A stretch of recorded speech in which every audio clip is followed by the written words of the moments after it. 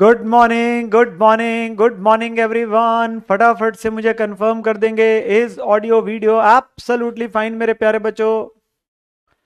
Good morning, good morning, good morning everyone. Pramod, Shazia, Pooja Jindal, Brijesh, Sangram, Aarti, अंश, देवेशी, चेतना, प्रदीप, सुशील, शाजिया, भूमेश, ब्रिजेश, प्रशांत, हीरालाल, अंश सिंह, शिव गोयल, मृत्युंजय, प्रशांत, सुवजीत, MD Faizan, Kamlesh, Kanhaiya, Shazia, फिरदौस, मृत्युंजय, दीपांशु, बहुत सारे बच्चे, सोनू पोद्दार, प्रदीप, आकर्ष, राकेश।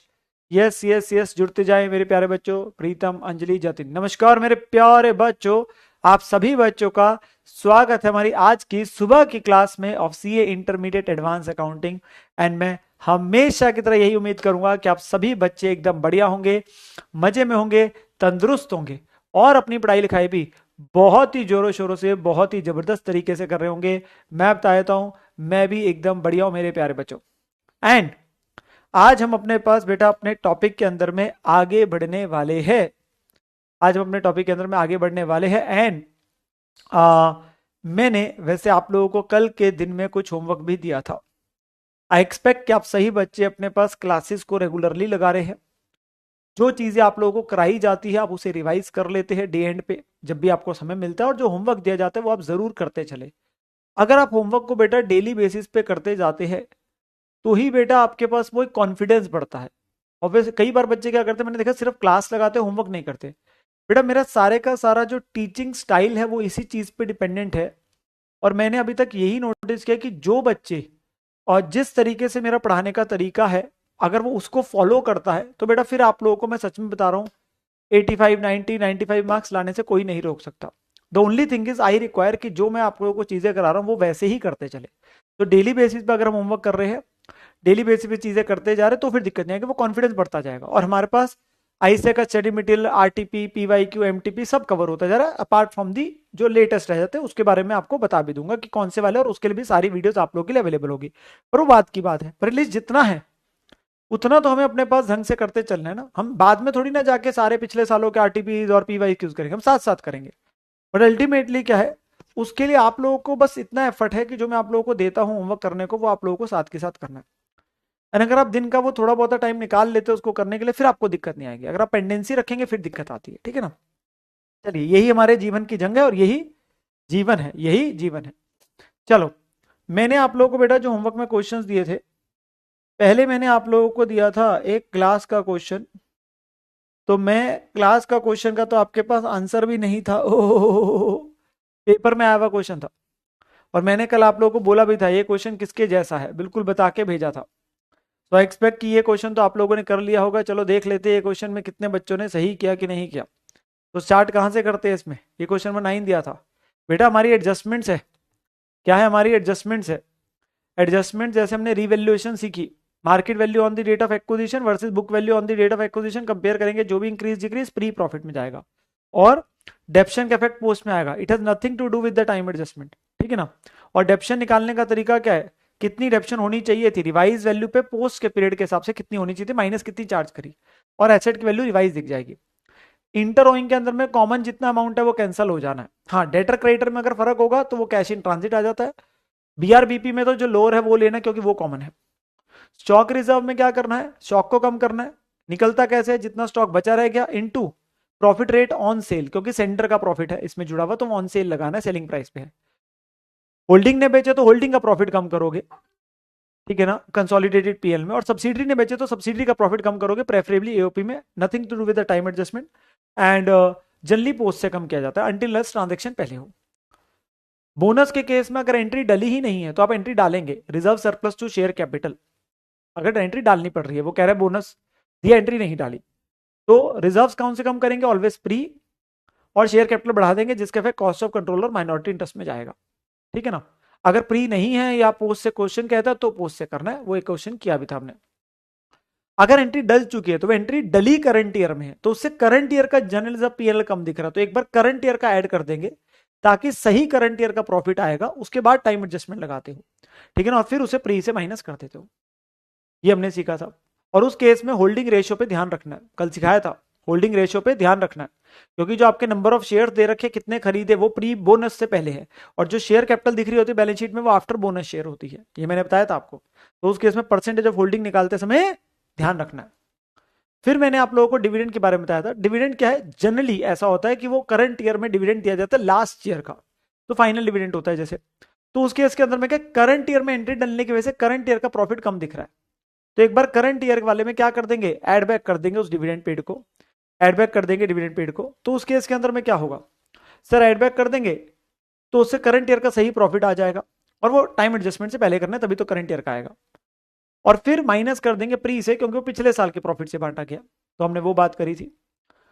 क्योंकि डिविडेंड जो है वो होल्डिंग को भी मिल रहा है उसका हिस्सा, तो उसकी उसने भी एंट्री डाली है। अब अगर वो प्री एक्विजिशन डिविडेंड है तो उस केस के अंदर में क्या करना है, उस केस के अंदर में बेटा हमारे पास होल्डिंग को एंट्री डालनी चाहिए थी बैंक टू इन्वेस्टमेंट। कई बार वो एंट्री क्या डाल देते बैंक टू पीएनएल, पर वो क्वेश्चन बोलेगा आपको, क्वेश्चन बोलेगा कि उसने बैंक टू पीएनएल डाल दी, तो आपको ऐसा करना है, वरना वो कहते ठीक डाला फिर कोई दिक्कत ही नहीं है।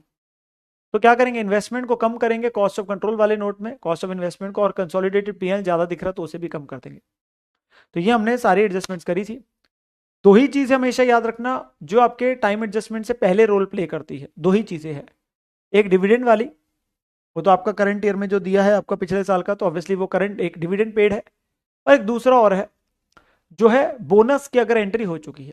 बस यही दो चीजें जो टाइम एडजस्टमेंट से पहले है, अदरवाइज आपके पास कोई भी चीज का कोई लेना देना नहीं है टाइम एडजस्टमेंट से, ठीक है ना, अगर मैं सिंपल बात करूं, ठीक है ना। चलिए अब बेटा मेरी बात को जरा ध्यान सुनते जाएंगे। जो मैंने क्वेश्चन दिया था आपको, क्वेश्चन नंबर 9, इसका आप लोग एक बार के लिए आंसर चेक कर लेंगे। मैं तो करके आया हूं, देखो, ओ माय गॉड, मैं करके आया हूं, आप लोग देखिए, क्या आप लोगों ने यही किया है? तो इसके अंदर बेटा आपके पास एक्विजिशन 1 अक्टूबर को ही है, परसेंटेज ऑफ होल्डिंग 80% है, ठीक है जी।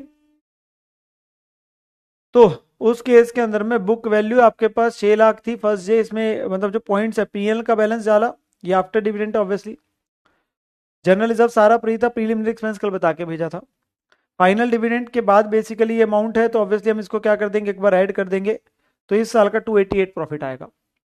क्योंकि क्योंकि आपके पास में जो है यहां पर में टाइम एडजस्टमेंट लगेगी, क्योंकि एक्विजिशन 1 अक्टूबर को थी, साल के बीच में थी, तो वो भी आपके पास पॉइंट आएगा, ठीक है जी। तो यहां पर में 144 आपका बनेगा, ठीक है ना। और फाइनल डिविडेंड जो है माइनस कहां से होगा, प्री से। और रिवैल्यूएशन का क्या आ रहा था, डिक्रीज आ रहा था। क्यों डिक्रीज आ रहा था बेटा, 6 लाख वाले की वैल्यू यहाँ ईयर एंड पे 540, उसकी वैल्यू लगाई 520 जा रही है, तो पहले 6 महीने बाद वैल्यू कितनी है, 570। 6 महीने बाद वैल्यू हमारी कितनी है, 570। 570 को कंपेयर करना है 520 के साथ में, ठीक है ना।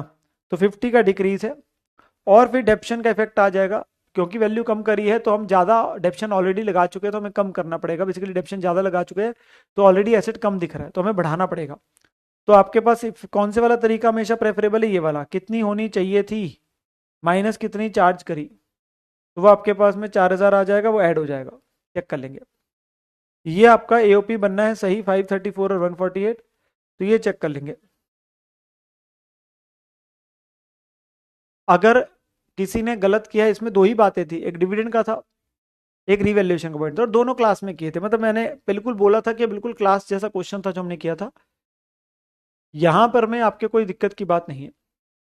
अर्पित बेटा इंटरिम डिविडेंड कैलकुलेट करने के लिए तो सीधा रेट ही लगाते हो ऑन कैपिटल, वो देते कुछ महीनों का, पर रेट ऑन कैपिटल ही लगता है।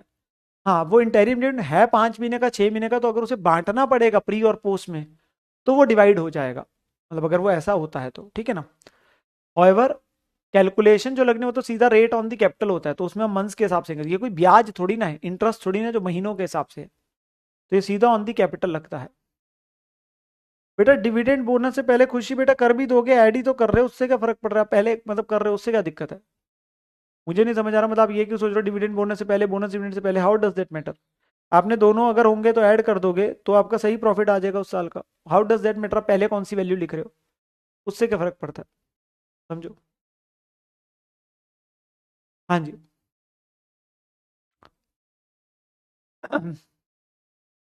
चेक कर लेंगे सही बच्चे, क्या एओपी सही है।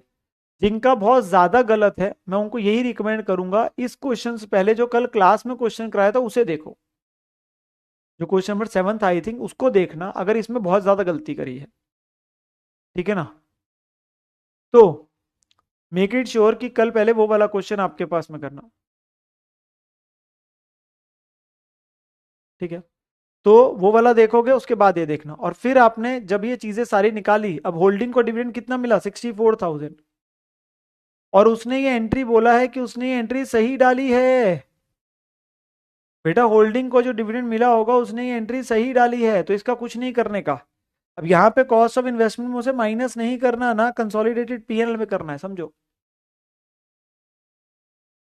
तो यहाँ पर बेटा आपके पास में क्या है, माइनस आपके पास में जो है नहीं करने का, माइनस आपके पास नहीं करने का।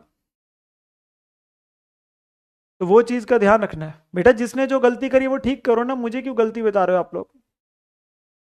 जिसने जो गलती करी है वो उस गलती को ठीक करो। और मैंने आप लोगों को पहले बोला था, क्वेश्चन करने से पहले आप लोग प्लीज क्लास का क्वेश्चन देख लेना, वो आप देखते नहीं हो, आप डेट्स को ध्यान नहीं देते, टाइम एडजस्टमेंट नहीं देखते। भव्य कह रहा है मैंने डिविडेंड का नहीं किया, हर्ष कह रहा है मैंने टाइम एडजस्टमेंट नहीं किया, कैसे चलेगा ऐसे। हम लोग ध्यान से ही नहीं कर रहे क्वेश्चन। और मैंने कोई नया पॉइंट तो दिया ही नहीं था यहाँ पे, बिल्कुल क्लास में कल क्वेश्चन कराया। आसान सा चैप्टर है, इतना ज्यादा आसान चैप्टर है, बोनस मार्क्स है इस चैप्टर में, अगर बस छोटी छोटी चीजों का, तीन चार चीजों का ध्यान रख लिया। गुडविल 160 आएगी आपके पास में। ठीक है, कंसोलिडेटेड पीएल ये बनेगा, और माइनॉरिटी इंटरेस्ट ये आ रहा होगा। चेक कर लेंगे सही बच्चे। वैसे मैं आज की फाइल में अपलोड कर दूंगा, डोंट वरी, बट फिर भी एक बार दिखा रहा हूं मैं, डेप्शन का पॉइंट दोबारा समझा देता हूं। ठीक है ना, डेप्शन का पॉइंट दोबारा समझा देता हूँ, डोंट वरी। तो ये आपके पास वैल्यूज आ रही होगी, चेक कर लीजिए। और जब आप बैलेंस शीट बनाएंगे तो उसमें तो कोई प्रॉब्लम ही नहीं है। बैलेंस शीट का टोटल आएगा 42,02,000। बैलेंस शीट का टोटल आपका कितना आएगा, 42,02,000। दर्शन बेटा प्रीलिमिनरी एक्सपेंस तो आपके पास में जो है, वो तो करना क्या है, वो तो प्रीलिमिनरी एक्सपेंस का तो कोई प्रॉब्लम ही नहीं है। वो तो प्री में ही गया था, वो तो नुकसान है, ऐड क्यों होंगे। माइनस है, लॉस है तो माइनस हो रहा है। देखो नेगेटिव है बेटा वो। चेक करेंगे सही बच्चे।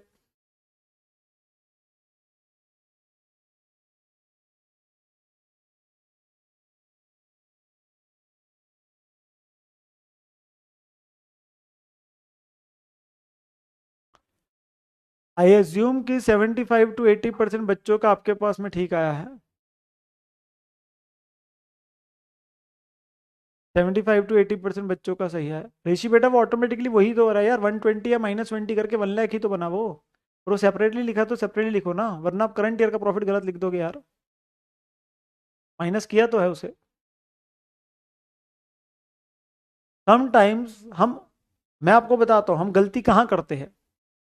मैं आपको सच्ची बताऊं, गलती उस बच्चों से सबसे ज्यादा होती है जो बच्चे ओवर थिंकिंग करते हैं। मना नहीं है थिंकिंग करने में, सोचने में कोई मना ही नहीं है, मैं आपकी सोचने पे पाबंदी नहीं लगा रहा, मैं ओवर थिंकिंग पे पाबंदी लगाने को कह रहा हूं। क्योंकि आप लोग गलती करते ही वही हैं जब आप एक लेवल से ज्यादा चीज को सोचना शुरू कर देते जितने की आवश्यकता नहीं है। और वही यहां पे है, वही जीवन में है। आप जितना चीजों को सही तरीके से और नॉर्मल तरीके से करेंगे उतनी ही गलती के चांसेस कम होंगे। आप चीज को अननेसेसरी कॉम्प्लिकेट करते जाएंगे तो वो कॉम्प्लिकेट होती जाएगी, तो उसका कोई हल नहीं है। गलती होती वही है जीवन में, गलती वही होती है। ठीक है ना।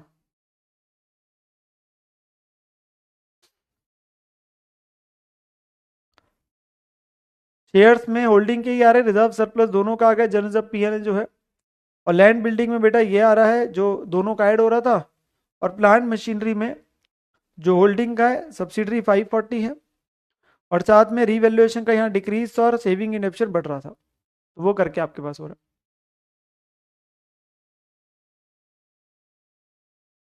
ठीक है ना।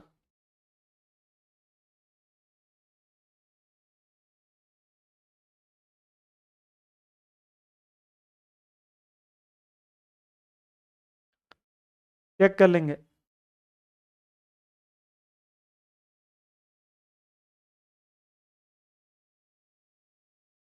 डेप्रिसिएशन वाला पॉइंट मैं आप लोगों को दोबारा समझा देता हूँ। डेप्रिसिएशन का पॉइंट मैं आप लोगों को दोबारा बता देता हूँ, ध्यान सुनते जाएंगे। बेटा हुआ क्या है, फर्स्ट डे प्लांटर मशीनरी की वैल्यू 6 लाख है, लास्ट डे प्लांटर मशीनरी की वैल्यू 540 है, तो वो 10% डेप्शन के बाद दिख रहा है 60,000। अब हमने हमने क्या किया है, हमने 1 अक्टूबर को एक्विजिशन करी है, तो हमें सबसे पहले 1 अक्टूबर की बुक वैल्यू चाहिए। वो कैसे आएगी, 6 लाख पे 10%, 6 महीने की डेप्शन लगाओगे तो इस दिन की किताबों की वैल्यू आएगी, इस दिन की किताबों की वैल्यू आएगी 570। बट हमने उसकी वैल्यू कितनी लगाई है उस दिन की, 520। तो हमने जब एक्विजिशन करी है तो उस दिन की उसकी जो करेक्ट वैल्यू 520 है, तो हमने उस रीवैल्यूएशन को कंसीडर करना है, जो कि नहीं किया हुआ ना। तो हम जब उसे कंसीडर करेंगे तो बेटा उसके लिए क्या होगा, अब 570 से 520 हो रहा है तो डिक्रीज हो रहा है, तो डिक्रीज कितने का हुआ यहाँ पे, तो आपके पास में रीवैल्यूएशन डिक्रीज आया है, कितने का, 50,000 का, जिसका इफेक्ट हमने कहाँ ले लिया, प्री प्रॉफिट में ले लिया 50,000। दूसरी तरफ अब आता है आगे डेप्शन का इफेक्ट। अगले 6 महीने हमने किताबों में कितनी डेप्शन लगाई, 30 ही लगाई ना भाई, तभी तो 6 लाख का एसेट 540 पे कैसे दिख रहा है, 30,000 डेप्शन पहले 6 महीने की, 30,000 डेप्शन अगले 6 महीने की, तभी तो 540 पे दिख रहा है। तो ये हमने बुक्स में लगा चुके हैं, इतनी लग चुकी है बुक्स में। जबकि अगर मैं रीवैल्यू कर देता, अगर मैं रीवैल्यू कर देता तो मैं रीवैल्यू आपके पास करता तो 520 पे डेप्शन लगनी चाहिए थी ना। तो 520 पे 10%, 6 महीने की डेप्शन कितनी बनी, 26,000। तो हमें लगानी चाहिए थी डेप्शन 26,000 पोस्ट पीरियड की, पर हमने लगाई कितनी, 30,000। तो हमने 4,000 डेप्शन ज्यादा लगा दी, 4,000 ज्यादा खर्चा डालने से प्रॉफिट कम हो गया। तो हम क्या करेंगे, अपने पास एड ऑन करेंगे। तो हम अपने पास 4,000 के एक्सटेंड से इसको एड ऑन करेंगे और इसका इफेक्ट पोस्ट में आएगा। वैल्यू अगर बढ़ाऊंगा तो डेप्शन ज्यादा लगाऊंगा तो माइनस करूंगा ना प्रॉफिट से, वैल्यू कम कर रहा हूं तो डेप्शन ऑलरेडी ज्यादा लगा चुका हूं, तो उसे रिवर्स करना पड़ेगा, तो आपका सेविंग इन डेप्शन ऐड हो जाएगा, सेविंग इन डेप्शन ऐड हो जाएगा। तो बस यही है आपके पास जो अप्रोच है करने की, यही आपको मैंने सिखाया था। हमने हमेशा इसी अप्रोच से करना है, कितनी लगनी चाहिए थी माइनस कितनी लगाई। आप डिफरेंस पे लगाएंगे तो मैच नहीं करेगा, इसको हम नहीं लगाते, हमारा ऐसे नहीं लगाता है, मैंने पहले बोला था। ये मैं इसलिए करके दिखा रहा हूँ ताकि पता रहे बस, कि जब भी एक्विजिशन साल के बीच में होगा तो फर्क आएगा, आपने हमेशा कौन सा मेथड यूज करना है, ये वाला। फर्स्ट डे अगर एक्विजिशन होते फिर फर्क नहीं पड़ता, ठीक है ना। तो यही आपके पास मैंने बताया था, यही आपके साथ किया था। नाउ एक और मैंने आप लोगों को क्वेश्चन दिया था, विच वॉज होमवर्क का क्वेश्चन नंबर बेटा 10। जैसे मैंने कहा था बेटा, इंस्टीट्यूट कई बार क्या करता है, मतलब ऑनेस्टली बोलूं, ऑनेस्टली बोलूं तो उस केस के अंदर में, ध्यान सुनते जाएंगे, ध्यान सुनते जाएंगे। इंस्टीट्यूट काफी बार क्या करता है, जैसे मैंने बोला था, जो पोस्ट वाला जर्नलिज्म और पीएनएल का हिस्सा है वो कई बार सीधा पीएनएल में ऐड कर देता है, या हम उसे अलग अलग करके दिखा देते हैं, बस उसी का फर्क है और कोई फर्क नहीं है। तो इंस्टीट्यूट ने उसे इकट्ठे करके दिखा दिया, बिल्कुल क्लास जैसा क्वेश्चन था, ठीक है ना। वो रेयर केस की बात होती है, तो मेरी बात जरा ध्यान सुनते जाएंगे। अब इस क्वेश्चन के अंदर में आपका ईयर एंड कब हो रहा है, 31 मार्च 22 को, और उसमें जर्नलिज्म पीएल के ये बैलेंसेस आपको दिए हुए हैं, ठीक है ना। हमने जो खरीदे थे वो 90,000 इक्विटी शेयर्स खरीदे थे 1 अप्रैल को, फर्स्ट डे, तो टाइम एडजस्टमेंट नहीं आएगी। और उस दिन जनरल रिजर्व का बैलेंस और पीएनएल का बैलेंस आपको दे रहा है। तो अगर मैं इसका एओपी बनाता हूँ, मेन तो मेरे को आपको एओपी की बात करनी है, कि अगर बच्चों को मतलब एओपी में दिक्कत आती है तो ये प्रैक्टिस क्वेश्चन नंबर 10 जो है मैं उसकी बात करने जा रहा हूँ। तो एओपी ऑफ एस लिमिटेड,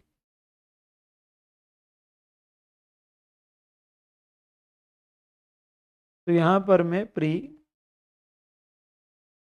और पोस्ट, जनरल रिजर्व और पीएनएल,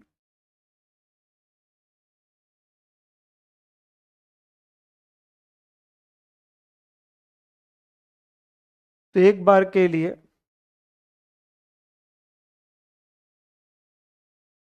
जनरल रिजर्व और पीएल अकाउंट के बेटा बैलेंसेस जो दिए थे फर्स्ट डे के कितने हैं, 1500 और 633।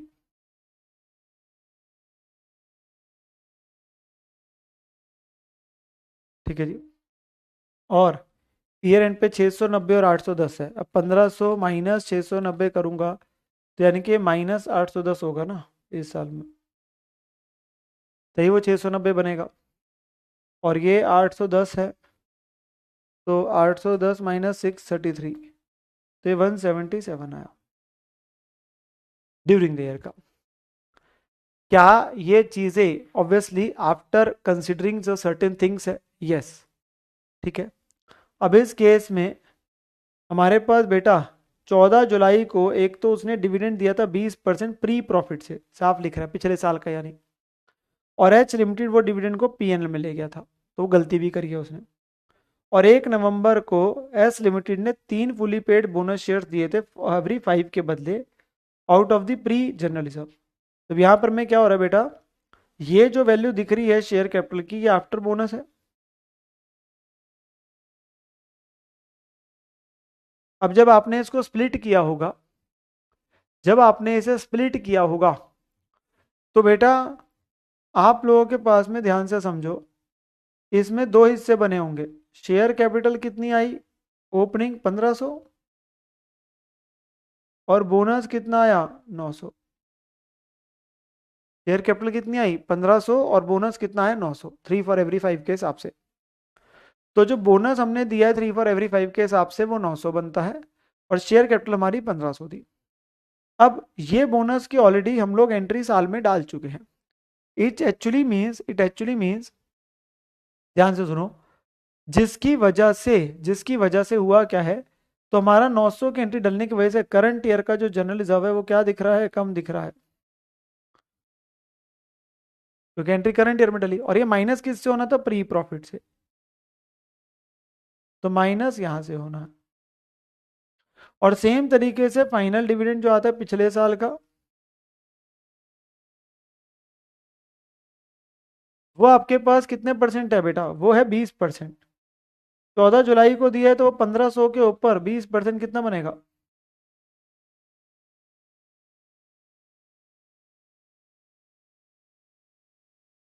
Which is 300। तो वो डला करंट ईयर में है ना एंट्री, तो करंट ईयर का कम दिख रहा है। और माइनस क्या कर देना है, आपके पास में पिछले साल के प्रॉफिट से बांट रहे हो, तो माइनस ये होगा। बस जी, और तो कुछ बचा ही नहीं, इसमें कुछ है ही नहीं। बिल्कुल क्लास का क्वेश्चन था। जो ये इन्वेंट्री वाला था, ये जो स्टॉक रिजर्व ये होल्डिंग ने बेचे थे, तो होल्डिंग के प्रॉफिट से कम होगा। बाकी तो आपके पास सिर्फ बाइफरकेशन दे रहा है, जिससे आप बैलेंस शीट बना सको ट्रेड रिसीवेबल ट्रेड पेबल की, वो आईडी करके आपने तो दिखाना है। और कुछ है ही नहीं, और कुछ है ही नहीं क्वेश्चन के अंदर में। तो जब आप अपने पास बनाओगे बेटा, तो आपको पता चल जाएगा कितना कितना आई आया 90, ये आया 477, और ये आया 1500 प्लस 633 माइनस 1200, 933। अब बस इंस्टीट्यूट ने क्या किया हुआ है, जो मैंने आपको बोला ना, कई बार कुछ क्वेश्चंस के अंदर इंस्टीट्यूट ऐसा कर देता है, मतलब ये नहीं बोलूंगा हर बार। उन्होंने बस क्या किया है, उन्होंने बस क्या किया है कि ये 90 और 477 को इकट्ठे ही लिख दिया 567, और उस सारे का ही इफेक्ट कर दिया कहाँ पे, जो भी 60% हिस्सा है होल्डिंग का वो कंसोलिडेटेड पीएल में चला गया, और 40% हिस्सा माइनॉरिटी में चला गया। जबकि हम क्या करते हैं, हम क्या करते हैं, हम ये करते हैं 90 का 40% माइनॉरिटी, 60% होल्डिंग के खुद के रिजर्व में ऐड होगा। इसका 40% हिस्सा माइनॉरिटी, 60% कंसोल, तो उससे कोई फर्क नहीं पड़ेगा, क्योंकि ऐसा इंस्टीट्यूट ने सिर्फ 2-3 बार किया बेटा, मैं बार बार बोल चुका इस बात को। मतलब मुझे नहीं समझ आ रहा है कि आप लोग इस चीज को क्यों नहीं समझना चाहते। हम लोग इंडिविजुअली करते हैं, क्योंकि मैक्सिमम केसेस में मैंने देखा है कि वो अलग ही करता है। कुछ जगहों पे उन्होंने ऐसा किया हुआ है, बस बस। तो उससे थोड़ा ना तुम्हारी बैलेंस शीट में थोड़ी ना फर्क आएगा कोई। अरे तुम्हारा इवन रिजर्व सरप्लस का टोटल सेम आएगा, बस वो क्या हो रहा है कि 90 का भी जो 60% हिस्सा है वो कंसोलिडेटेड पीएल में ऐड हो रहा है, बस इतनी सी बात है। ठीक है ना। तो उतनी सी चीज है और कुछ नहीं है। आप इंडिविजुअली कर दो या ऐड करके कर दो, that has no problem at all, उसमें कोई प्रॉब्लम ही नहीं है। आपने इंडिविजुअली करना है जनरल रिजर्व का जनरल रिजर्व में, पीएल का पीएल में, तो भी सही है। आपने टोटल करके सिर्फ पीएनएल में ऐड करना है होल्डिंग के में जो उसका हिस्सा, आप ऐसे कर लो। दोनों शत प्रतिशत सही है। और इंस्टीट्यूट ने खुद ये बात अपने स्टडी मटेरियल में लिखी हुई है कि बच्चा जैसे मर्जी कर सकता है, बच्चा जैसे मर्जी कर सकता है, क्योंकि उससे कोई फर्क नहीं पड़ रहा है, तो रिजर्व सरप्लस ही है, तो प्रॉफिट ही कमाए हुए, तो आप जैसे मर्जी कर लीजिए। How does that matter at all, ठीक है ना।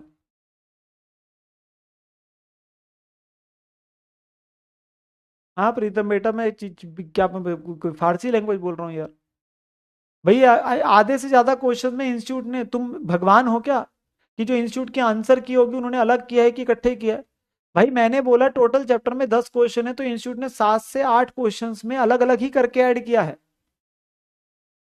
और 2 से 3 क्वेश्चन में उन्होंने बस आपके पास ऐड करके कर दिया, 7 से 8 क्वेश्चन में तो अलग अलग करके ही किया।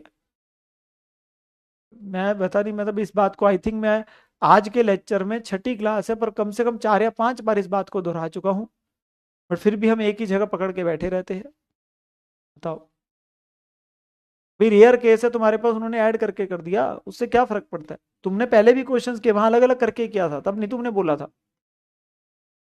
मैं तो पहले ही बोल दिया था पॉइंट कि ऐसा इंस्टीट्यूट कर देता है, मैं पहले ही समझा चुका हूं ताकि आप बच्चों को दिक्कत ही ना हो।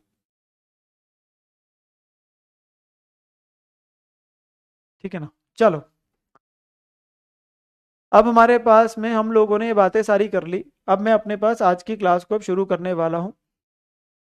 हमारा अगर मैं बोलूं तो बेटा एक ही full fledge type of question है जो मैं कराने वाला हूँ 10th।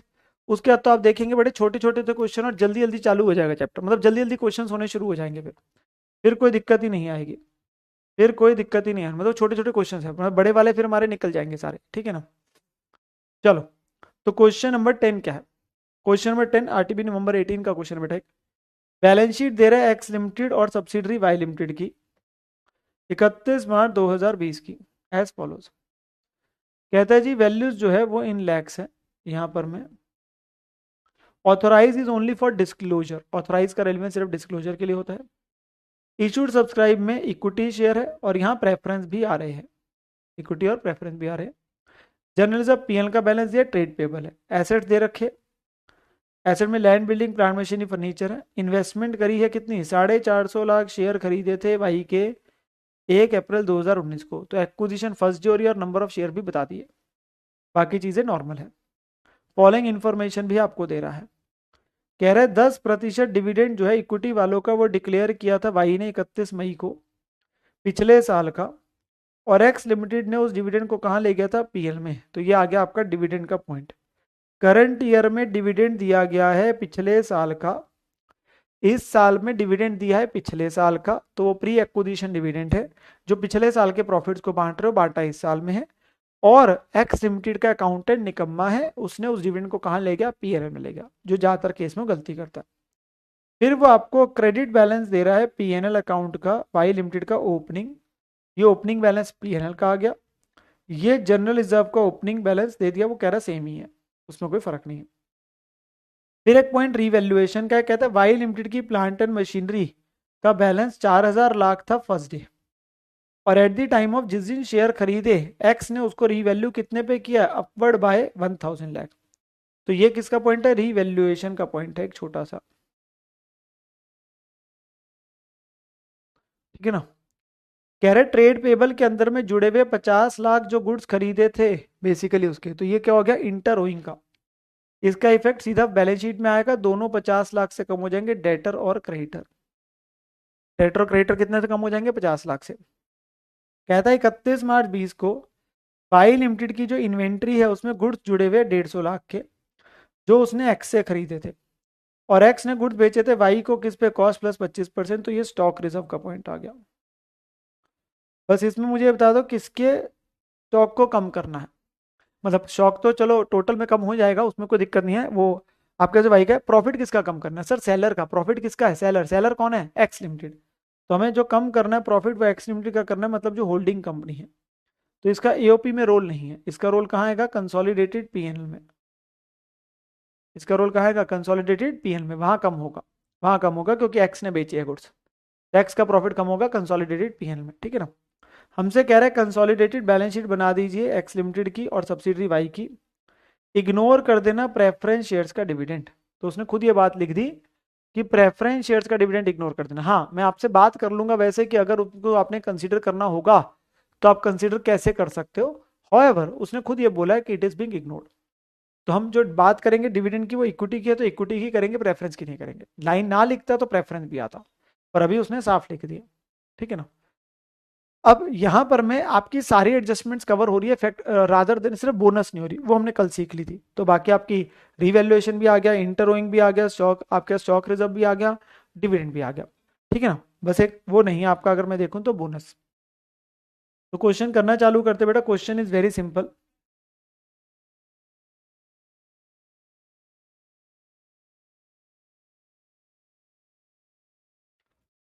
तो डेट ऑफ एक्विजिशन क्या है?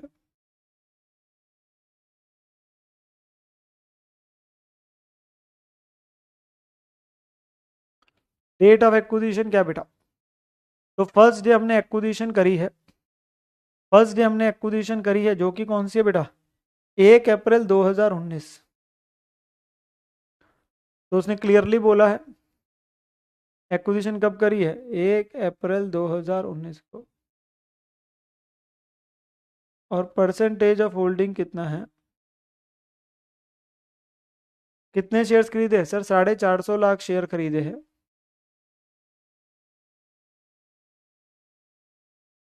और दूसरे के कितने शेयर हैं सर, दूसरे के जो शेयर है वो हमारे पास में 6,000 लाख है, 10 रुपए का शेयर है, तो 600 लाख हो गए।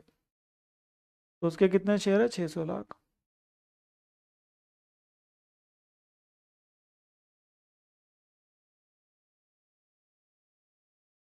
तो 75% आपके पास में क्या है, 75% आपकी क्या है बेटा, जो परसेंटेज ऑफ होल्डिंग है। हाँ जी, ठीक है।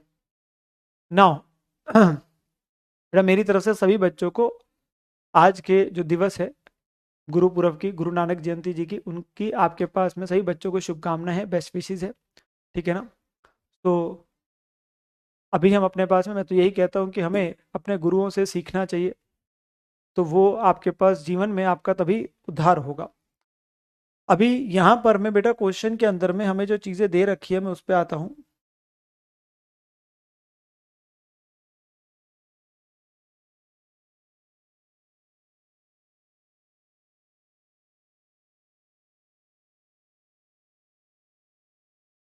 अब इस क्वेश्चन के अंदर में 1 अप्रैल 19 और 31 मार्च 20 आपको दिया हुआ है साल, जिसमें देखो एओपी बनाने में कोई लफड़ा नहीं है। एओपी में तो मैं पहले एओपी बनाना ही शुरू कर देता हूँ, जो वाई लिमिटेड का आना है, ठीक है। इसमें क्या है, प्री है और पोस्ट में पीएल है, ठीक है ना। तो अब यहाँ पर मैं ध्यान से देखते जाएंगे, जो पीएल का बैलेंस दिया है वो उसने मुझे फर्स्ट डे आप लोगों को बेटा दिया हुआ है कितना, पीएल का बैलेंस 650 लाख। तो 1 अप्रैल 19 को 650 है और ईयर एंड पे कितना है, 1250। तो 650 और 600 हो गया,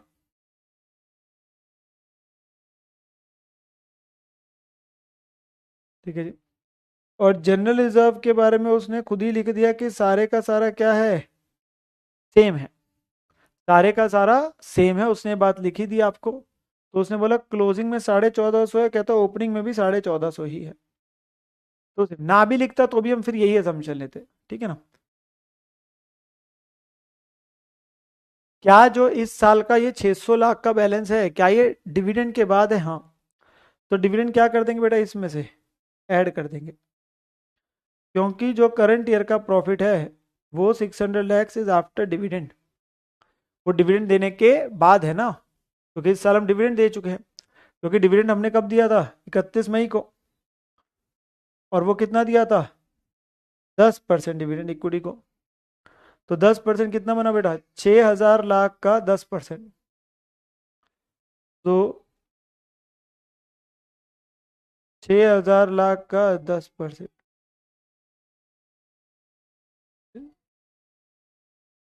600। तो इस साल हम 600 की डिविडेंड की एंट्री डाल चुके हैं, तभी तो वो उसके बाद 600 आ रहा है। तो मतलब इस साल हमने 1,200 कमाया। और एक्चुअली में ये डिविडेंड हमने कौन से प्रॉफिट से बांटा है, पिछले साल के, पिछले साल का डिविडेंड है।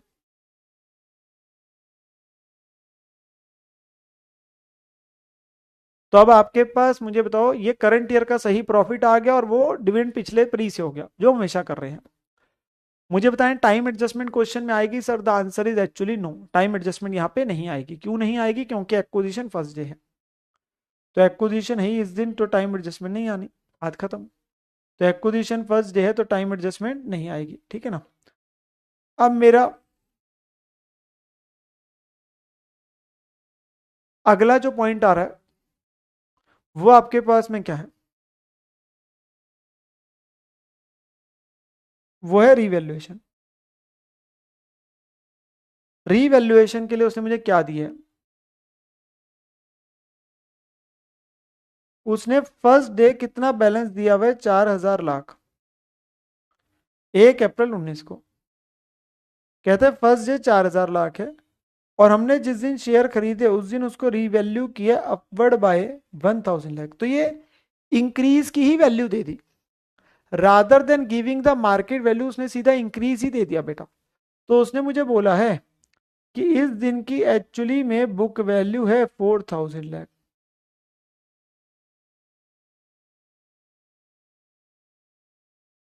और इंक्रीज करना है कितने से, 1,000 से। मतलब मैं अगर सही मायने बोलूं तो इस दिन की मार्केट वैल्यू वैसे कितनी है, उस दिन की 5,000 लाख। भाई तभी तो बात हुई ना भाई, 4,000 तो आपके पास है ही हो, 4,000 तो आपके पास वो फर्स्ट डे की वैल्यू है। और हमने 1,000 से बढ़ानी है, हमने 1,000 से बढ़ानी है। तो अल्टीमेटली आपके पास 5,000 है, यानी कि उस दिन वैल्यू, या तो वो 5,000 लिखता तो मैं 1,000 खुद निकाल लेता, यहाँ उसने इंक्रीज ही दे दिया। इस इंक्रीज का इफेक्ट कहाँ आएगा सर, प्री प्रॉफिट में आएगा। तो revaluation increase of plant and machinery आपका 1,000। क्या अब आपका डेप्रीसिएशन का इफेक्ट भी आएगा? The answer is yes, the answer is yes. अब मुझे क्वेश्चन में बताओ, डेप्शन का रेट कहाँ लिखा है? सर डेप्शन का रेट तो लिखा ही नहीं कितना है प्लांट मशीनरी पे। तो यहाँ हम खुद निकाल सकते हैं बेटा। मैंने पहले भी समझाया था बेटा, हमारी किताबों में क्लोजिंग में कितना दिख रहा है एसेट, 3,600 लाख का। तो हमारे एसेट की जो किताबों में वैल्यू है वो 3,600 लाख है। विच मीन्स अगर मेरा एसेट फर्स्ट डे 4,000 लाख का है किताबों में, और उसकी वैल्यू 3,600 लाख है, तो हमारी करंट ईयर में डेप्शन कितनी लगी है, 400 लाख, जो कि 10% के हिसाब से है। तो हमारी करंट ईयर की एक्चुअल डेप्रिसिएशन कितनी है?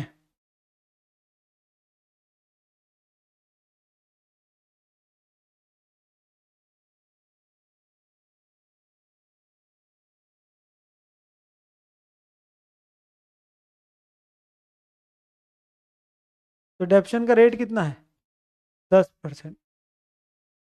अब वो आपको काफी बार दे देता था, नहीं दे रहा तो आपने खुद निकाल लिया। तो डेप्शन का रेट कितना आ गया, 10%। अब हमारा इफेक्ट आ जाएगा बेटा जो एडिशनल डेप्रिसिएशन है।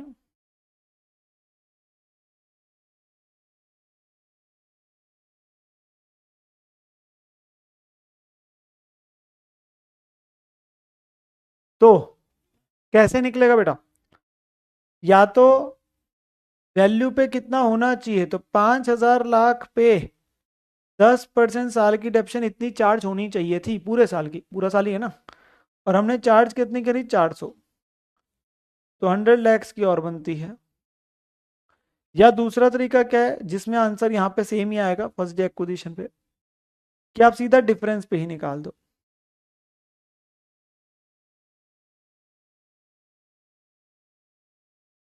फर्स्ट डे एक्विजिशन में सेम आएगा, मिडल में अलग आता था हमारे लिए अप्रोच, फिर उसमें यही चलती है। यहाँ पे दोनों में से किससे कर लो सेम ही बनेगा। तो आप सीधा डिफरेंस पे लगा लो या जैसे मर्जी कर लो। तो ये हमारी क्या निकल के है, एडिशनल डेप्रिसिएशन। जो इस साल की हमें डेप्शन चार्ज करी 400, करनी चाहिए थी 500, तो इस साल हमने 100 लाख से डेप्शन कम चार्ज करी। तो हम जब और चार्ज करेंगे तो हमारा प्रॉफिट क्या हो जाएगा बेटा, हमारा प्रॉफिट कम हो जाएगा। तो additional depreciation on plant and machinery 100 से।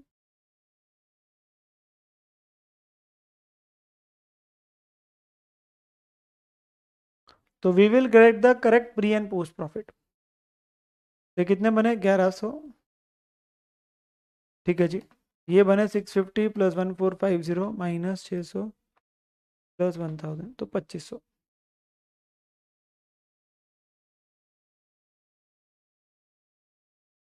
तो ये आपके पास वैल्यू आ जाएगी। भवे बेटा आई थिंक आप जो चीजें पूछ रहे हैं ना, फिर आप वही कर रहे हैं। कल के क्वेश्चन को जाके देखो। मैंने बोला ना, आप एक ऐसे बच्चे हैं क्लास में जो ओवर थिंकिंग से भी डबल ओवर थिंकिंग करते हैं। बताई हुई चीज द्वारा द्वारा रिकन्फर्म करते रहते हैं मेरे से बैठे। तो रीवैल्यू अगर टाइम एडजस्टमेंट होता तो कितनी बार सिखाऊं एक ही बात। और अगर आपका टाइम एडजस्टमेंट होता तो हम इस दिन का रिवैल्यूएशन का इफेक्ट लेते कि इसी दिन का लेते, फिर बेटा इस दिन का लेते ना। कल का जाके क्वेश्चन देखो। फिर ये थोड़ी ना है कि वो फर्स्ट डे का होता, और ये थोड़ी ना है कि पूरे साल की डेप्रिसिएशन का इफेक्ट आता पोस्ट में, वो 6 महीने का आता। हरकतें थोड़ी सी बेटा आप अपने पास में अब करनी बंद कर दो, आप बड़े हो गए हो बेटा। आप सच में पूरी क्लास को डिस्टर्ब करते हो, मतलब डाउट पूछना is not a problem. Now you sometimes actually irritate the entire class, सभी बच्चों को। कल करा चुका हूं, होमवर्क में भी वही क्वेश्चन था कि जिसमें रीवैल्यूएशन था, टाइम एडजस्टमेंट भी थी, फिर वही पूछ रहे हैं। जिन बच्चों को समझ भी आ रहा है ना, नॉर्मल क्वेश्चन भी चल रहा है, आप उसमें भी क्या करते हो, उस क्वेश्चन की भी धज्जियां उड़ा देते हो। And that actually irritates not only me, मेरे को नहीं फर्क पड़ता, बट बाकी बच्चों को फर्क पड़ता है इससे।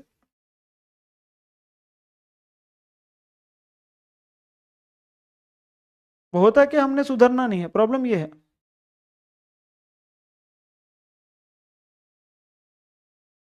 चलो, अभी जरा हमारे पास महान बच्चे हैं ना, क्या है, जो क्वेश्चन हो चुके हैं, कह रहे वो इसमें पॉइंट द्वारा करा दो, बताओ यार। महान बच्चे हैं। कॉस्ट ऑफ कंट्रोल, तो वो कैसे निकलेगा बेटा, cost of investment.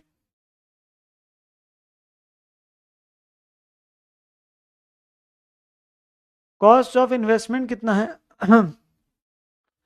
Cost of investment है हमारे पास में बेटा कितना, 6800।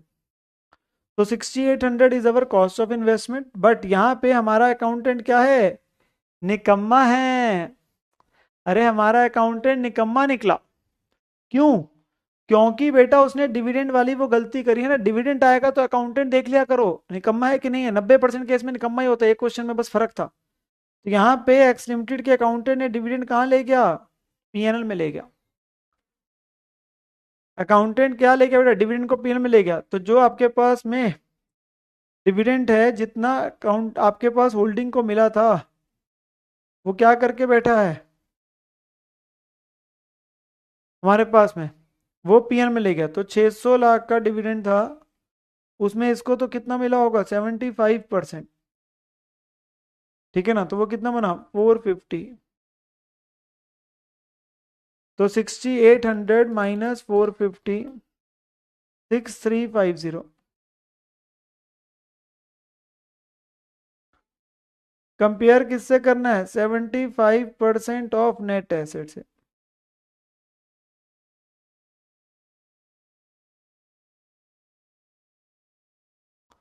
जिसके अंदर में इक्विटी शेयर कैपिटल कितनी है बेटा, 6000। तो 6000 का 75%,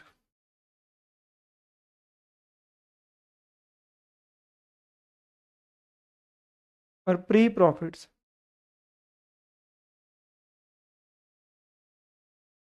2500 का 75%,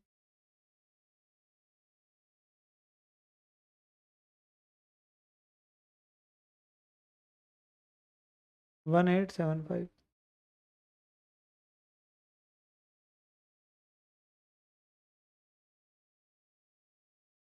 तो 25 का क्या आ जाएगा बेटा? Capital reserve.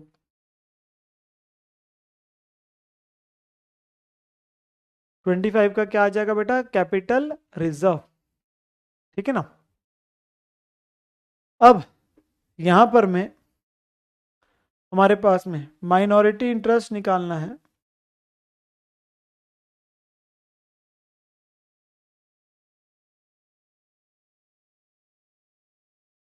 जो कि इक्विटी शेयर कैपिटल जो है, विच इज 6,000 का 25% आएगा,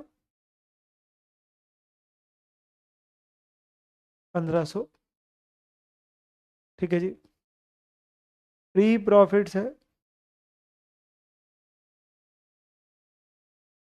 2500 का 25%,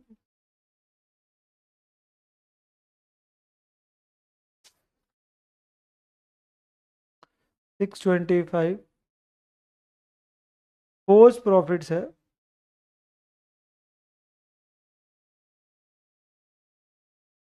1100 का 25%,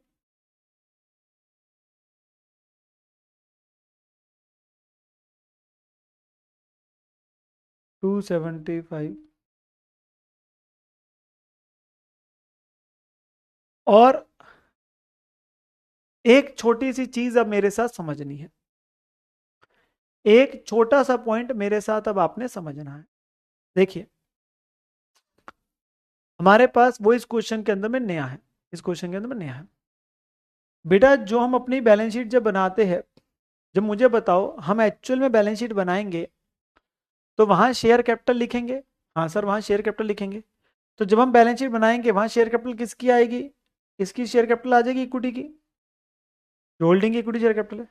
प्रेफरेंस शेयर कैपिटल भी आ जाएगी, तो ये दोनों आ जाएगी, इक्विटी और प्रेफरेंस। ठीक है। अब जब आपने कॉस्ट ऑफ कंट्रोल निकाला तो आपने इसका तो 75 और 25 कर दिया, जहां जहां पे भी करना था। 75 गया कॉस्ट ऑफ कंट्रोल में, 25 क्या माइनॉरिटी में। रिजर्व सरप्लस का भी हो गया, थ्रू एओपी हो गया, वो एओपी में जाके 75-25 जो भी होना था हो गया, प्री पोस्ट करके। प्रॉब्लम रह गई इसकी, जो सब्सिडरी की प्रेफरेंस शेयर कैपिटल है। ध्यान से सुनना, जो सब्सिडरी की प्रेफरेंस शेयर कैपिटल है। अब इसको करने के दो तरीके हैं। पहला तरीका है कि आप बोलोगे, ध्यान सुनो, कि आप जब बैलेंस शीट बनाओगे तो इक्विटी लिखोगे इतनी, आप प्रेफरेंस दोनों को ऐड कर दोगे, पर वो गलत है ना। हम तो होल्डिंग की ही डालेंगे, होल्डिंग की डालेंगे। अब जो सब्सिडरी के शेयर्स है, या तो वो होल्डिंग के पास पड़े या बाहर के लोगों के पास पड़े हैं। जो सब्सिडरी के शेयर्स है वो या होल्डिंग के पास पड़े, बाहर के लोगों के पास है। जो होल्डिंग के पास पड़े हैं वो यहां आ गए, और जो बाहर के लोगों के पास है वो किसके, वो क्या कहलाए जाते हैं? जो बाहर के लोगों के पास है वो कहलाए जाते हैं माइनॉरिटी इंटरेस्ट। तो टेक्निकली जो करेक्ट चीज है वो क्या है, कि ये जो प्रेफरेंस शेयर कैपिटल है वो आपके सारे के सारे किसके पास पड़े हैं? बाहर के लोगों के पास पड़े हैं, तो वो माइनॉरिटी में आ जाएगा। तो हमारे पास बेटा जो 15% प्रेफरेंस शेयर कैपिटल है सारी की सारी सब्सिडरी की, वो यहां पे ऐड हो जाएगी 1000। तो ये 3400 हो जाएगा, 2400 नहीं। तो ध्यान से सुनो, जो सब्सिडरी के प्रेफरेंस शेयर कैपिटल वो किन के पास पड़े हैं? तो बाहर के लोगों के पास पड़े। तो बाहर के लोगों का कहां दिखता है? माइनॉरिटी इंटरेस्ट में दिखता है। ये तो 25% है इक्विटी, 75 इनके पास है। ठीक है ना? तो ये सारा माइनॉरिटी में चला गया। अगर अगर मान लो इसमें से कुछ शेयर होल्डिंग ने भी लिए होते, मान लो अगर इसमें से कुछ शेयर होल्डिंग ने भी लिए होते, तो बेटा उनकी कॉस्ट यहां पे ऐड हो जाती, और जितनी वो प्रेफरेंस शेयर कैपिटल आती, मान लो 60% 70% जो भी है, वो यहां माइनस हो जाती। तो उसका इफेक्ट यहां हो जाता। भाई मैंने अगर होल्डिंग के पास भी कुछ प्रेफरेंस शेयर पड़ रहे हैं, अगर होल्डिंग के पास भी कुछ प्रेफरेंस शेयर पड़े, मान लो 60% शेयर पड़े, तो वो यहां पे आ जाता प्रेफरेंस शेयर की उसकी कॉस्ट, और यहां 60% माइनस हो जाता, तो यहां फिर 40% ही आता। भाई सिंपल सी बात है। तो जो सब्सिडरी की प्रेफरेंस शेयर कैपिटल है वो भी अकाउंट फॉर हो जाएगी ना। अगर होल्डिंग के पास है तो उसका रोल यहां हो गया जितना है, बाकी माइनॉरिटी में आ गया। यहां सारा ही माइनॉरिटी के पास है, कोई बाहर के लोगों के पास है तो यहां चला गया। ठीक है ना? तो वो बस इतनी सी चीज का हमें ध्यान रखना है अगर आता है। आई हैव सीन हार्डली 1 और 2 क्वेश्चन जिसमें प्रेफरेंस शेयर कैपिटल का रोल है, वैसे होता नहीं है। ठीक है? और फिर आ रहा है आपके पास में बेटा जो है कंसोलिडेटेड पीएनएल। तो इसमें एक्स लिमिटेड का खुद का पीएनएल कितना है? एक्स लिमिटेड का खुद का पीएनएल कितना है पहले से? तो खुद का पीएनएल 2750। क्या ये वैल्यू सही है? नहीं सर, ये वैल्यू सही नहीं है, ये वैल्यू गलत है, क्योंकि इसमें प्री एक्विजिशन डिविडेंड जुड़ा हुआ है 450 का। ठीक है जी, तो वो यहां से माइनस हो गया, उसके दोनों इफेक्ट हो गए। फिर इसकी पोस्ट प्रॉफिट्स में जो हिस्सेदारी थी वो इसमें ऐड हो जाएगी, जो होल्डिंग की थी, जो कि कितनी थी? 1100 का 75%। 1100 का 75%, 825। और एक चीज और आ गई विच इज अनरियलाइज प्रॉफिट,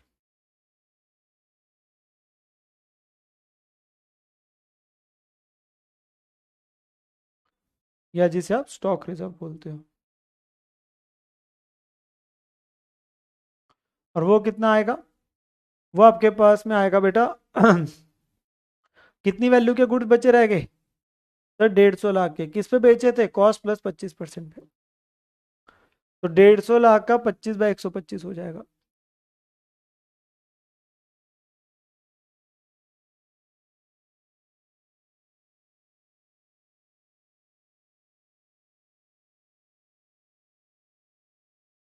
ठीक,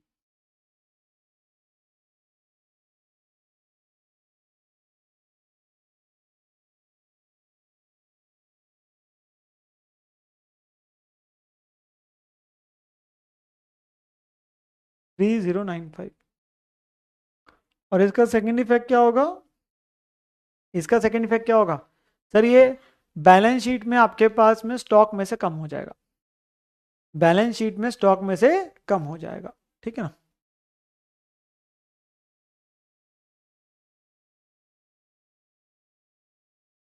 सुबह बेटा माइनस करना है, आपने ऐड कर दिया बेटा, यही गलती होती है कई बार बच्चों से।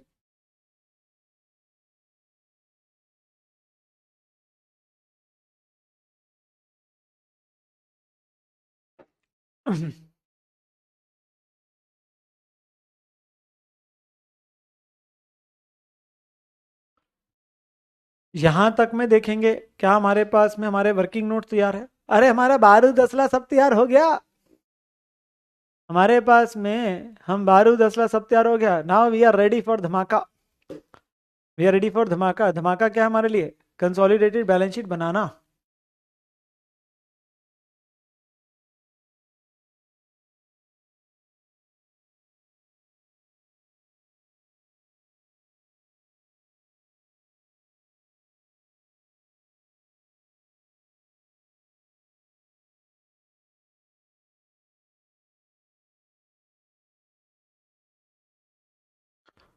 ठीक है जी।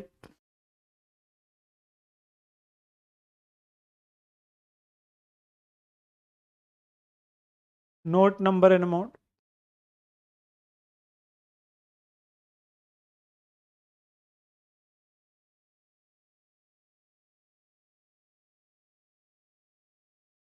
Equity and liabilities. Obviously Rahul बेटा, भाई इक्विटी के भी तो लिखता है इतने शेयर खरीदे हैं, तो रेफरेंस के भी दिखेगा।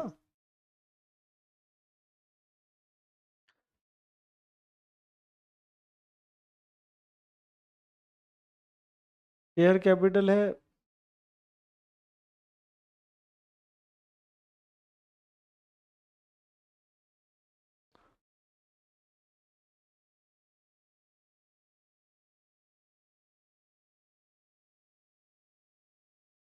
माइनॉरिटी इंटरेस्ट है, ट्रेड पेबल आ जाएंगे directly.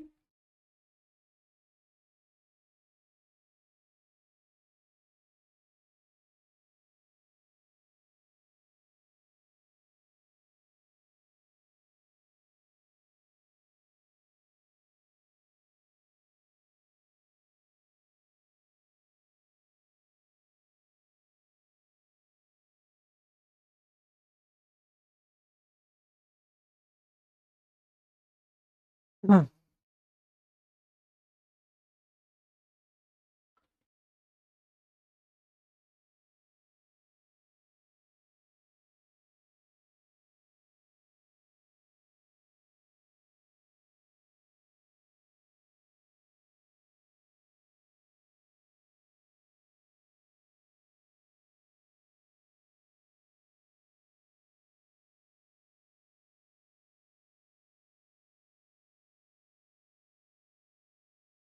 PP and intangible assets,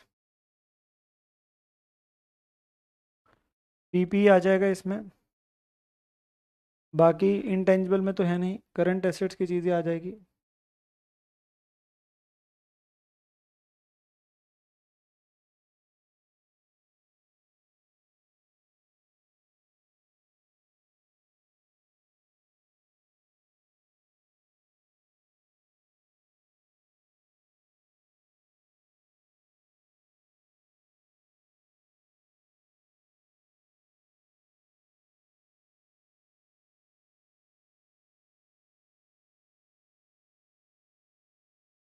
cash and cash equivalent.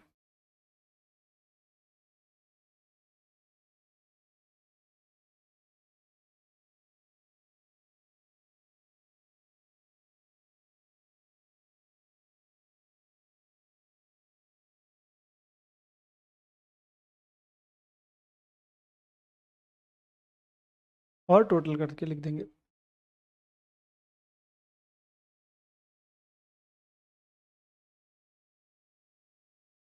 ठीक है जी।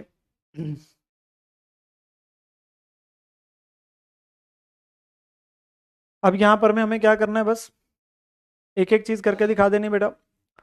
सबसे पहले नोट्स टू अकाउंट्स कुछ बना देता हूँ आप लोगों के लिए, और एक पीपी दिखा दूंगा। बाकी सारे तो आपके यहीं पे एडलेस करके दिखा दूंगा, बाकी नहीं बनाऊंगा। मेन वाले दिखा देता हूँ। तो नोट्स टू अकाउंट्स में बेटा,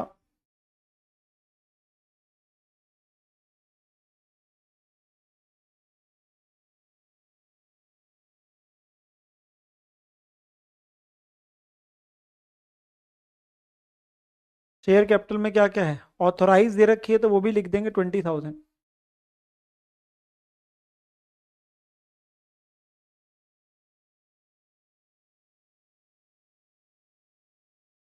वो बाइफरकेशन नहीं है, टोटल में है।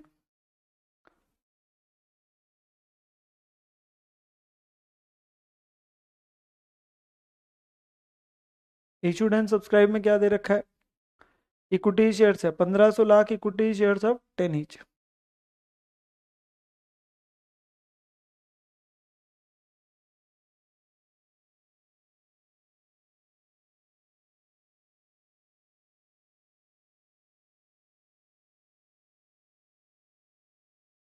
$15,000।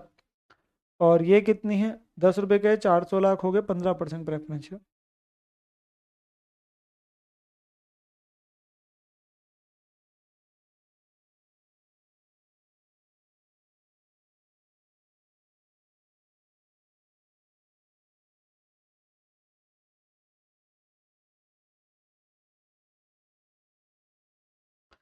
ठीक है जी। रिजर्व्स एंड सरप्लस, एक जो हमारा कैपिटल रिजर्व आया था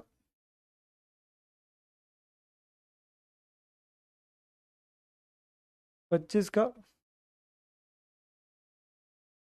कंसोलिडेटेड पीएल आया था कितना 3095, और एक जो जनरल रिजर्व होल्डिंग का है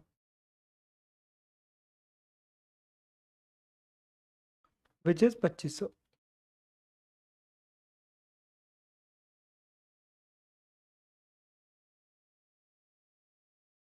ठीक है ना। और तो कोई चीज़ नहीं है, चेक कर लो। जनरल रिजर्व आ गया, पीएल आ गया, और आपके पास में कैपिटल रिजर्व आ गया। तो 5620।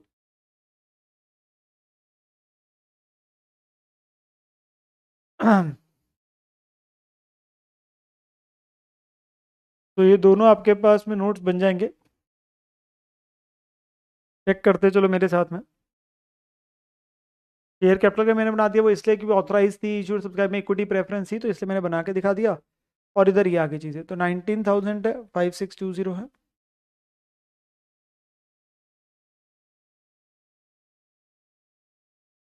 माइनॉरिटी इंटरेस्ट तो डायरेक्टली आ गया 3400।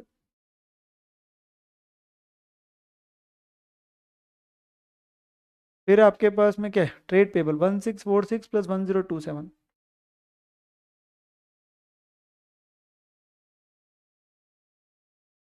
और इंटर रोइंग का नीचे कितना माइनस होना था बेटा, 50।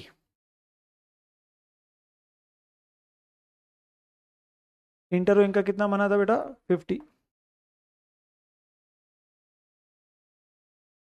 तो ये बना 2623। 2623।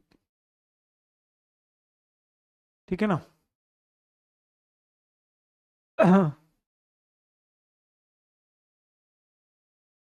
फिर आपके पास में पीपी का मैं नोट बनाता हूँ अभी। तो सिर्फ बाकी चीजें लिखता हूँ। इन्वेंट्री क्या है, 4142 प्लस 2520,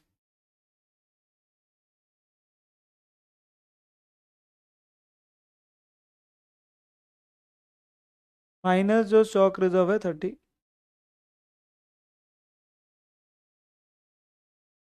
ठीक है जी। ट्रेड रिसेबल कितना है, 3010 प्लस 1882,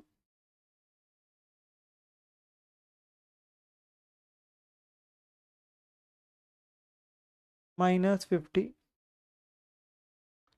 और ये है 1174 प्लस 560।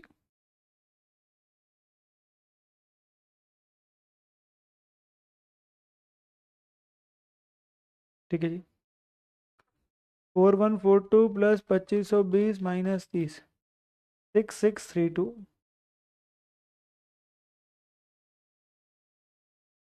3010 प्लस 1882 -50, 4842। और 1174 प्लस 560, 1730। पीपी का नोट मैं बना देता हूँ अभी। बच्चों ने बोला बैलेंस शीट का टोटल आ रहा था 30643।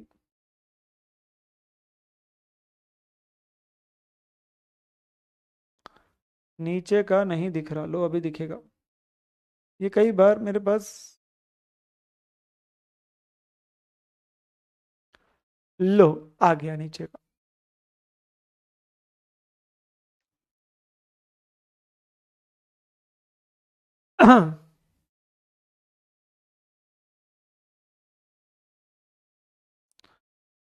हाँ जी, चेक करेंगे बेटा सही बच्चे।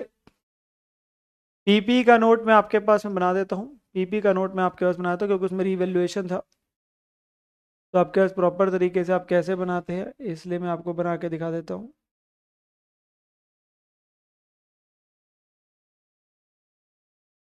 Land and building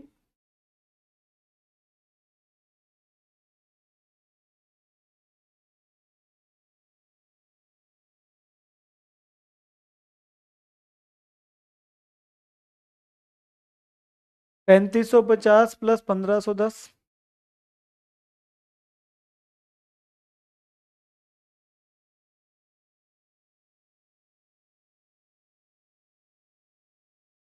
plant and machinery 5275 और 3600।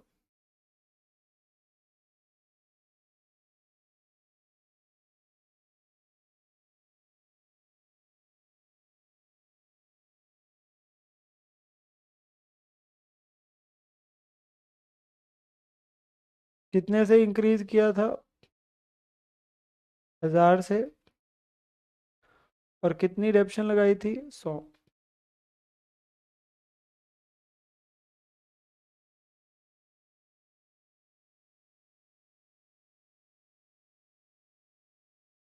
ठीक है। और तीसरा आ गया फर्नीचर फिटिंग 1945 प्लस 655।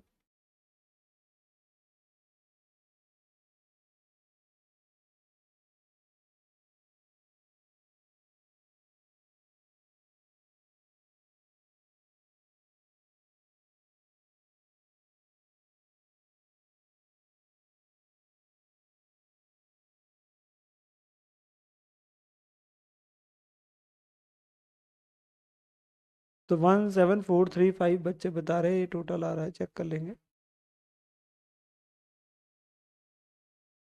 हाँ जी। तो ये आपके पास the way we have to present, the way we have to present, और ये वैसे तो हर किसी का बनता है, नोट हर किसी का बनेगा बेटा। होल्डिंग की वैल्यू, सब्सिडरी की वैल्यू, होल्डिंग की वैल्यू, सब्सिडरी की वैल्यू।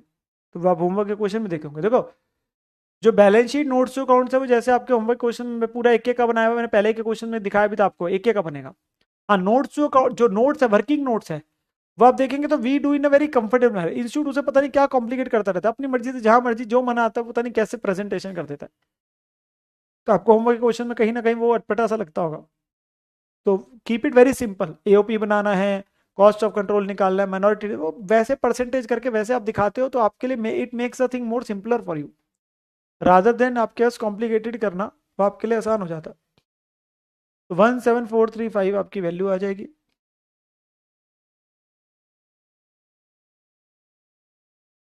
और चेक कर लीजिए क्या टोटल वही हो रहा है, 30643 आ रहा है, चेक कर लीजिए।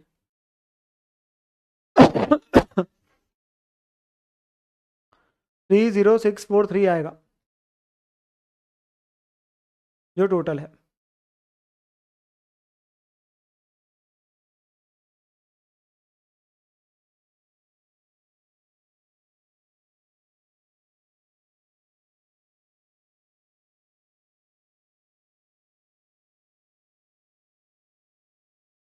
$75 नहीं बेटा, ऋषि बेटा, प्रेफरेंशियल कैपिटल कहाँ से आपके पास हो गया, वो तो नेट एसेट्स में एसेट माइनस लाइबिलिटीज है बेटा, समझो बात को। तो वो तो सारी की सारी कैपिटल है ही किसके पास है, बाहर के लोगों के पास पड़ी है, तो उसका हमारे पे हक कहाँ है। तो आप जो लोगे वो तो net assets available for share holders लोगे, अवेलेबल फॉर, क्योंकि इक्विटी है तो इक्विटी शेयर होल्डर लोग है ना।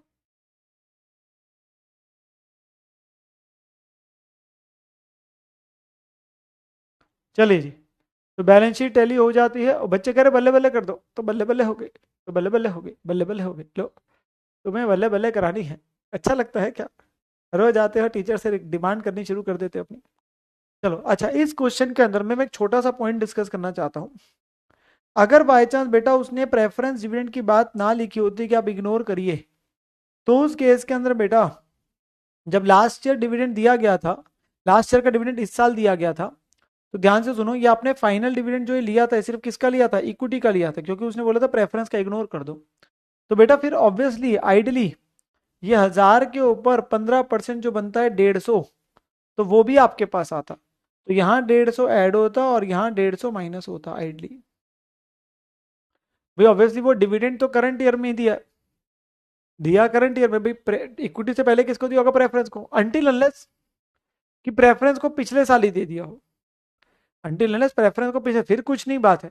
बट ऑब्वियसली इक्विटी के साथ ही प्रेफरेंस को दे रहे हैं, तो प्रेफरेंस को दे रहे हैं, इक्विटी को दे रहे हैं, तो हमारे पास में क्या है, हमारे साथ में क्या है, तो हम ये बोलते हैं कि भाई अगर जब इस साल इक्विटी को दे रहे हो तो प्रेफरेंस को भी दिया होगा पहले, तो आपका प्रेफरेंस भी ऐड होता, भाई इस साल में दिया पिछले साल का, और वो माइनस प्री प्रॉफिट से होता, ठीक है ना। वो इसलिए उसने वो कंफ्यूजन का एलिमेंट रखा ही नहीं कि प्रेफरेंस इवेंट का पॉइंट जो है, तो ऑब्वियसली अगर होता तो वो इक्विटी से पहले प्रेफरेंस का भी होता, ठीक है ना।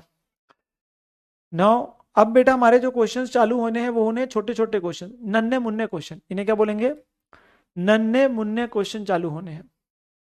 बेटा यहां पर मैं, ध्यान से सुनते जाएंगे मेरी बातों को।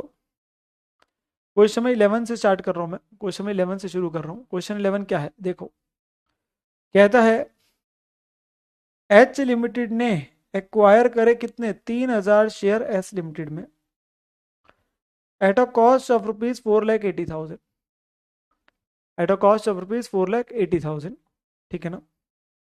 कितने आपके पास डेट को, 31 जुलाई को। कह रहे वैसे जो कैपिटल एस की वो 5000 शेयर है, 100 रुपए वाले fully paid up. PNL account जो है इस कंपनी का 2020 का, उसका ओपनिंग बैलेंस दे रखा है 1,25, और इस साल प्रॉफिट कितना कमाया हमने, 3 लाख। कहते हैं साल के अंत में वो डिविडेंड डिक्लेयर करना चाहते हैं कितना, 40%। एंट्री डालो एच लिमिटेड क्या डालेगा in respect of the dividend? Assume profit हमारा बराबरी एक्रू हो रहा है और कैलेंडर ईयर हमारा फाइनेंशियल ईयर है, अकाउंटिंग ईयर है, तो हमारा जो साल है वो जनवरी टू दिसंबर है। साल जो हमारा जनवरी टू दिसंबर है। अब उसने क्या क्या बातें बोली है मैं उन सारी बातों के साथ बात कर लेता हूँ बेटा।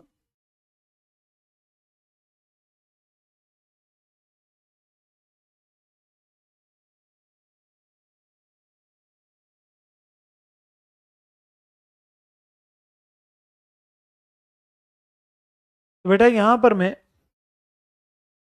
उसने मुझे बोला है साल है जनवरी से दिसंबर, तो साल शुरू हो रहा है 1 जनवरी 20 को, खत्म हो रहा है 31 दिसंबर 20 को। ठीक है,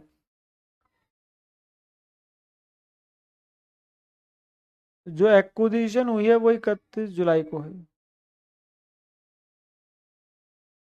जो एक्विजिशन करी है वो 31 जुलाई को करी है। कहते हैं हमने खरीदे कितने, 3000 शेयर 480 पे। तो एक्विजिशन जो करी है वो 3000 शेयर्स खरीदे हैं। कितनी कॉस्ट में? ठीक है। फिर उसने बोला एक्चुअली में जो कैपिटल है सब्सिडरी के 5000 शेयर ऑफ 100 ईच है।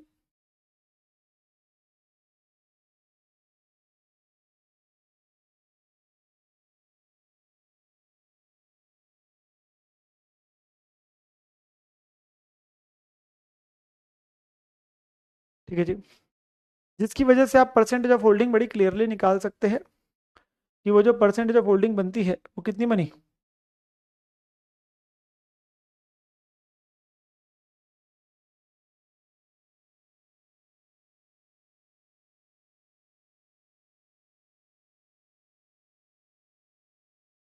60% है। मतलब हमने कितने परसेंट शेयर एक्वायर करे बेटा, 60% एक्वायर करे, मतलब ये वाली बात क्लियर हो गई। अब उसने मुझे और क्या चीजें दी, उसने पीएल का बैलेंस दिया, ओपनिंग 125 है। मतलब कह रहा है इस दिन जो पीएल का बैलेंस है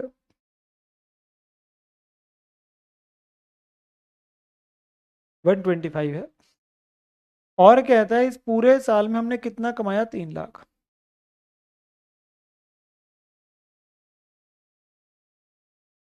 पूरे साल में प्रॉफिट कितना कमाया, 3 लाख।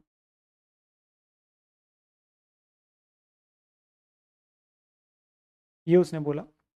और कहता है साल के लास्ट डे पे डिविडेंड कितना दिया, डिक्लेयर कर रहे हैं इस दिन, डिविडेंड डिक्लेयर 40%। लास्ट डे पे, लास्ट डे पे डिविडेंड कितना डिक्लेयर कर रहे हैं, 40%। ठीक है ना, ये उसने मुझे बोला है। ये क्वेश्चन के फैक्ट्स है सारे।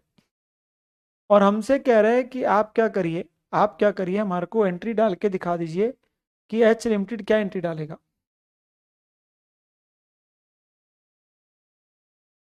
बुक्स ऑफ एच लिमिटेड में जर्नल एंट्री क्या होगी फॉर डिविडेंड। अब सबसे पहले तो मैं अगर आपसे पूछूं डिविडेंड टोटल में डिक्लेयर कितना किया, भाई डिविडेंड टोटल में कितना डिक्लेयर किया जा रहा है सर। टोटल डिविडेंड जो डिक्लेयर्ड है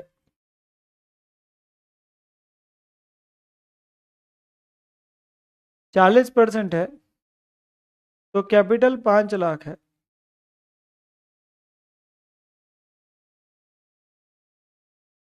तो 2 लाख हो गया।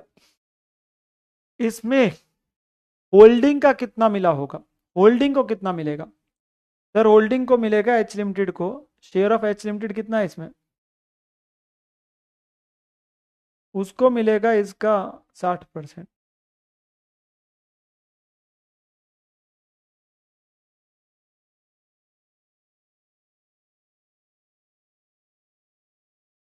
120। तो टोटल में डिविडेंड यार 2 लाख है, इसमें से होल्डिंग को कितना मिलेगा, उसका हिस्सा 60%, 1/20। अब हमें बस ये जानना है कि जो ये 1,20,000 का डिविडेंड मिल रहा है इसकी वो एंट्री क्या डालेगा सर। ये इस पे निर्भर करेगा कि वो जो डिविडेंड है, वो जो डिविडेंड है वो प्री एक्विजिशन है कि पोस्ट एक्विजिशन है, कि भाई वो जो डिविडेंड है वो प्री एक्विजिशन है कि पोस्ट एक्विजिशन है। अब बेटा इसमें अगर सिंपल सी मैं बात करूं, एक जनरल सी कॉमन सेंस की बात करेंगे, ध्यान से समझना, हमारे पास में, ध्यान सुनना, इस डिविडेंड को ये पता करने के लिए कि प्री है कि पोस्ट है, इसके लिए हमें ये जानना है कि ये जो 2 लाख का डिविडेंड डिक्लेयर किया जा रहा है, ये हम 2 लाख का जो डिविडेंड डिक्लेयर करने जा रहे हैं, ये किस में से डिक्लेयर करने जा रहे हैं? क्योंकि हम ये लास्ट डे देने जा रहे हैं, तो एक बेटर चीज ऑब्वियसली यही बनती है, ये बेटर चीज यही बनती है, ध्यान से सुनना, कि मैं ये मानूं कि आप इस साल के प्रॉफिट जो 3 लाख के कमाए उसमें से बांटने जा रहे हो। कुछ सोचो, अगर मैं आपके पास में ये कहता हूं कि मैं 2 लाख का डिविडेंड देने जा रहा हूं, तो मैं 2 लाख का डिविडेंड अगर इस तारीख को डिक्लेयर कर रहा हूं, तो मैं कौन से प्रॉफिट में से बांट रहा हूँ? क्या आपके पास साल में जो कमाया उसी को बांट रहा हूँ ना? जो साल में कमाया उसी में से बांट रहा हूँ ना, साल खत्म होने पे डिविडेंड डिक्लेयर कर रहा हूँ, तो वो कौन से साल के? क्या मैं ये थोड़ी ना बोलूंगा पिछले साल के प्रॉफिट्स को बांट रहा हूँ? अरे पिछले साल तो कमाया भाई 1,25 था, उससे कैसे इस साल के एंड में 2 लाख बांट दूंगा? वैसे भी ओपनिंग पिन क्या पिछले साल का 2019 में जो कमाया था, क्या उसको 2020 के अंत में बांटोगे? नहीं। एक कॉमन सेंस अगर मैं बात करूं, तो जो मैं इस ईयर एंड पे दे रहा हूं, तो मैं ऑब्वियसली आपके पास कौन से साल के प्रॉफिट्स को बांट रहा हूँ? इस साल के प्रॉफिट को बांट रहा हूँ। जो मेरे पास डिविडेंड है, ये हमारी ऑब्वियसली यहाँ क्योंकि लिख नहीं रहा ना, तो हम अपने पास वो एजम्पशन ही बोल रहे हैं। तो एज्यूमिंग कि जो डिविडेंड है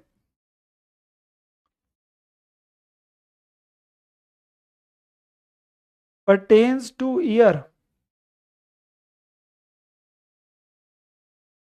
2020, it actually means it actually means कि जो सोर्स ऑफ डिविडेंड है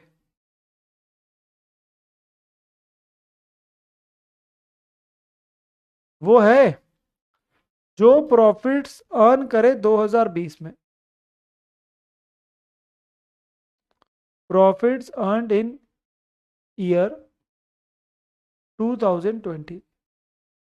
सोर्स का मतलब होता है, सोर्स का मतलब होता है कि आपके पास में कौन से प्रॉफिट्स को बांटा जा रहा है। सोर्स का मतलब होता है कौन से प्रॉफिट्स को बांटा जा रहा है। तो हम कौन से साल के प्रॉफिट्स को बांट रहे हैं बेटा? जो हमने इस साल में 3 लाख कमाया है, हम उसमें से ही 2 लाख बांटने जा रहे हैं ना अल्टीमेटली। तो इस पूरे साल में 3 लाख जो कमाया। अब मुझे बताओ एक्विजिशन कब हुई है? सर एक्विजिशन हुई है 31 जुलाई को। तो 31 जुलाई के एक्विजिशन का मतलब हुआ बेटा कि यहां पर मैं 7 महीने प्री हो गए और 5 महीने पोस्ट हो गए। 7 महीने प्री हो गए आपके पास में, 5 महीने पोस्ट हो गए। पर्टेन का मतलब है कि डिविडेंड कौन से साल का बांट रहा हूं, कौन से साल के प्रॉफिट्स को डिस्ट्रीब्यूट कर रहा हूं, कब का कमाए हुए प्रॉफिट्स को बांट रहा हूं राहुल बेटा। तो लिखा तो है सोर्स, सोर्स का मतलब है कौन से प्रॉफिट्स को बांट रहा हूं। तो आई एम सेइंग कि वी आर कंसीडरिंग कि ऑब्वियसली उसने बोला 2020 के अंत में डिक्लेयर किया, तो हम ये मान रहे 2020 के प्रॉफिट्स को बांट रहे हो। वैसे भी 19 के बांट कैसे दोगे यार? 19 तक में तो कमाया ही 1,25 हुआ है। तो इस साल में जो 3 लाख कमाया है उसमें से ही बांट रहे हो ना। अब ये जो इस साल में कमाया 3 लाख, उसमें से 7 महीने क्या है? प्री है, और 5 महीने पोस्ट है। तो अब ऑटोमेटिकली जब 7 महीने प्री और 5 महीने पोस्ट है, तो उस केस के अंदर होल्डिंग कंपनी क्या एंट्री डालेगी? कुछ प्री एक्विजिशन है, कुछ पोस्ट एक्विजिशन है। तो जो प्री एक्विजिशन है उसके लिए वो क्या करेगी? इन्वेस्टमेंट को डेबिट कर देगी इन शेयर्स ऑफ एस लिमिटेड।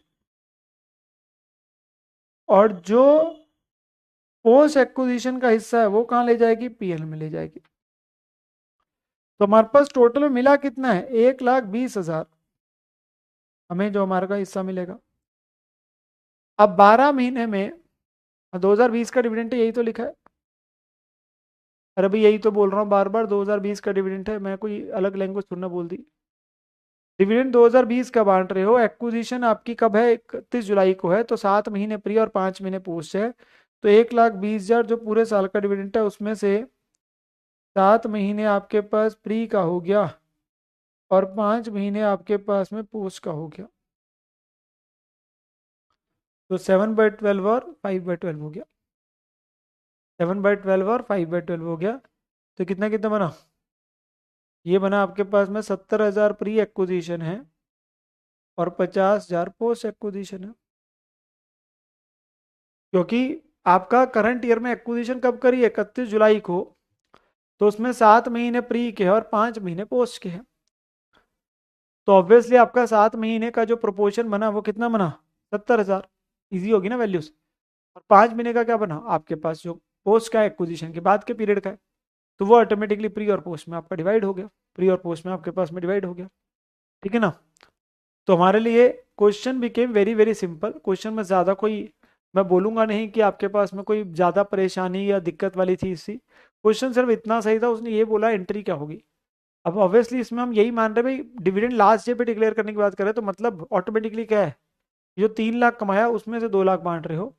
तो उस केस के अंदर में एक सिंपल सी बात ये होगी कि 7 महीने प्री और 5 महीने पोस्ट है। अगर मेरी एक्विजिशन लास्ट डे ही होती तो सारा ही प्री हो जाता, मेरी एक्विजिशन फर्स्ट डे होती तो सारा पोस्ट हो जाता। सिंस एक्विजिशन साल के दौरान में थी तो कुछ महीने प्री हो गया, कुछ महीने पोस्ट हो गया। ठीक है ना, कुछ महीने प्री हो गया, कुछ महीने पोस्ट हो गया। ठीक है ना। नाउ अगला क्वेश्चन भी बिल्कुल बेटा ऐसा ही है। उसमें एक आपके पास जो है जनरल सा ही छोटा सा ऐसा ही पॉइंट आ रहा है, रिक्वायरमेंट एक आधी और आ जाएगी, वो इससे भी ज्यादा इजी है, वो इससे भी ज्यादा इजी है। ठीक है ना। ये क्वेश्चंस एग्जाम में आप एक्सपेक्ट कर सकते हो ओनली फॉर 3 to 4 मार्क्स, ज्यादा नहीं। क्योंकि इसमें तो बिल्कुल ही रिक्वायरमेंट कम थी। अगले में हल्की सी है तो चलो मैं 5 नंबर का कह सकता हूँ, है वैसा ही। XYZ लिमिटेड ने खरीदे 80% शेयर ABC लिमिटेड के। कब बेटा, 1 जनवरी 2020 को। कितने में, 140 में। तो एक्विजिशन 1 जनवरी को हो रही है। कैपिटल वैसे उसकी कितनी है, 1 लाख। और पीएनएल का बैलेंस कितना है, 60,000। कहता है ड्यूरिंग द ईयर, इस पूरे साल में एबीसी ने कमाया कितना, 20,000। और साल के अंत में वो डिविडेंड दे रहे हैं कितना, 15,000। ठीक है। कह रहे हैं क्या एंट्री डालेगी, how the dividend should be recorded in the books of XYZ। तो बताओ वो क्या एंट्री डालेंगे डिविडेंड की। क्या माइनॉरिटी इंटरेस्ट की वैल्यू होगी 1 जनवरी को और 31 दिसंबर को। माइनॉरिटी इंटरेस्ट की वैल्यू पूछ रहा है और साथ में गुडविल कैपिटल भी पूछ रहा है।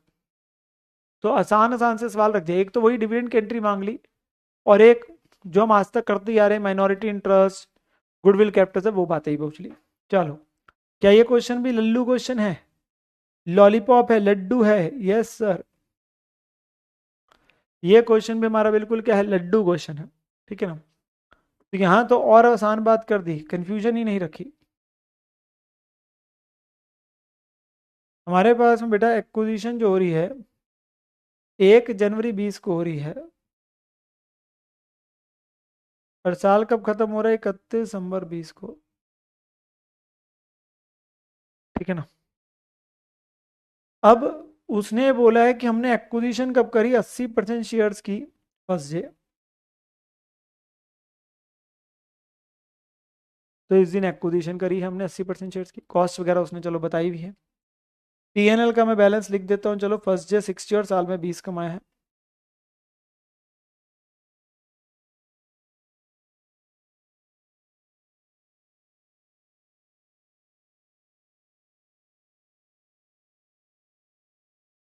और फिर उसने हमें बोला है कि लास्ट डे डिविडेंड डिक्लेयर किया है 15,000।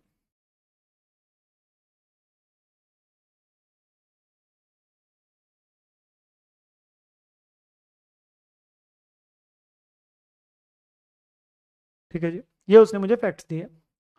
बाकी तो शेयर कैपिटल की वैल्यू वगैरह और कॉस्ट वगैरह बता रखी है, वो अलग बातें हैं। अब हमसे क्या पूछ रहा है, एंट्री क्या डालेगा, XYZ। तो बेटा इस डिविडेंड के अंदर में होल्डिंग की हिस्सेदारी कितनी है। तो शेयर ऑफ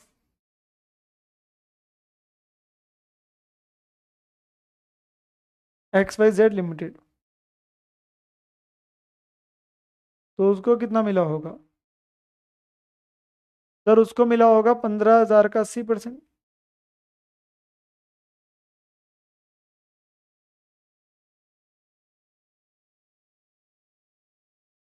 ठीक है ना, उसको मिला होगा 15,000 का 80%। उसका हिस्सा कितना मिलता है उसको, 15,000। जब सब्सिडी डिविडेंड डिक्लेयर कर रही है एबीसी, तो उसको उसका हिस्सा कितना मिला होगा, 80%, 12,000।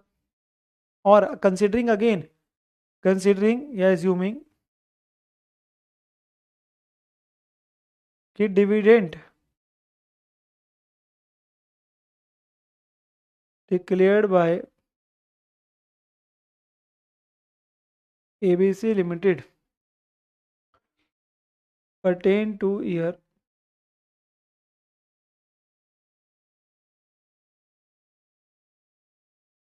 2020 मीन्स सोर्स ऑफ डिविडेंड क्या है,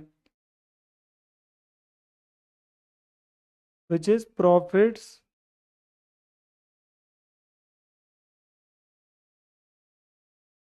अर्नड इन ईयर 2020। मतलब you are actually distributing the profits which have earn in year 2020। वही लास्ट डे दे रहा है।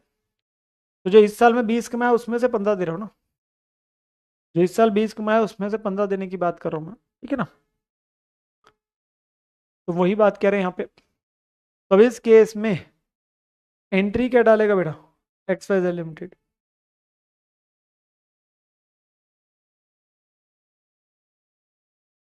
सर अब सारा प्री है कि सारा पोस्ट है? सर सारा आपके पास में पोस्ट है, क्योंकि एक्विजिशन तो फर्स्ट डे करी है। एक्विजिशन तो फर्स्ट डे करी और अगले साल में जो कमाया है वही आपके पास हो गया, ठीक है ना। तो यहाँ पर मैं सिंपल हो गया, सारे का सारा ही क्या हो गया एक्विजिशन के बाद के पीरियड का। तो बैंक टू आपके पास में पीएनएल,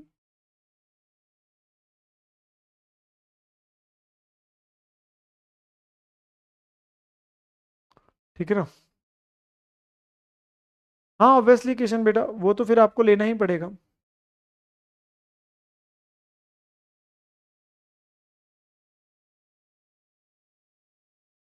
तो यहाँ पर मैं बैंक टू पीएनएल हो जाएगा, ऑल पोस्ट है।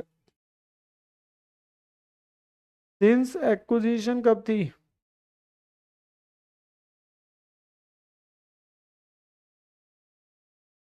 आपके पास में ये। एग्जाम में टाइमलाइन की कोई आवश्यकता नहीं है, वो आप लोगों की मदद के लिए है। अब बनाना चाहते बना लो, नहीं बनानी मत बनाओ। आपको क्लैरिटी वैसी हो रही है क्वेश्चन की तो क्या दिक्कत है। Timeline is only for your convenience, ठीक है ना। यहाँ पर हमने वही एंट्री डाल दी जो पिछले क्वेश्चन में भी थी। यहाँ पे आसान क्यों हो गया, क्योंकि एक्विजिशन फर्स्ट डे थी तो सारे का सारा पोस्ट ही हो गया। अब उसने आपसे कुछ और सवाल भी पूछे, कॉस्ट ऑफ कंट्रोल पूछा है, माइनॉरिटी इंटरेस्ट वगैरह की वैल्यू पूछे, तो वो हम बता देते हैं। तो बेटा वो तो बहुत ही आसान है। तो यहाँ पे अगर आप देखोगे कॉस्ट ऑफ कंट्रोल जो है गुडविल कैपिटल सब,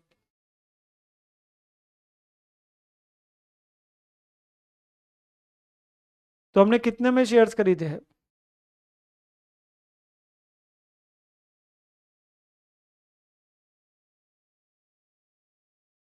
कॉस्ट ऑफ इन्वेस्टमेंट, सर हमने जो शेयर्स खरीदे थे 1,40,000 में खरीदे हैं।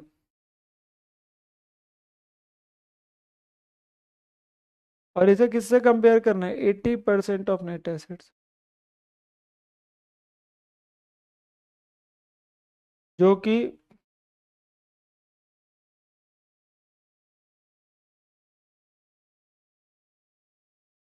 Share capital pre profits. अब इसके टोटल कितने हैं बेटा, शेयर कैपिटल 1 लाख है और पीएल का बैलेंस 8 था।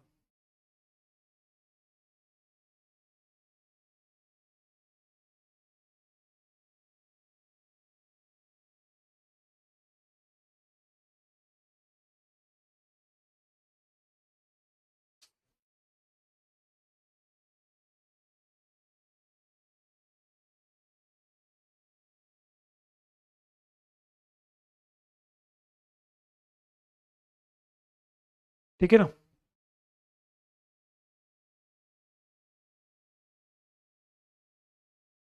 तो गुडविल कितनी आ गई, 120 माइनस करके 12,000।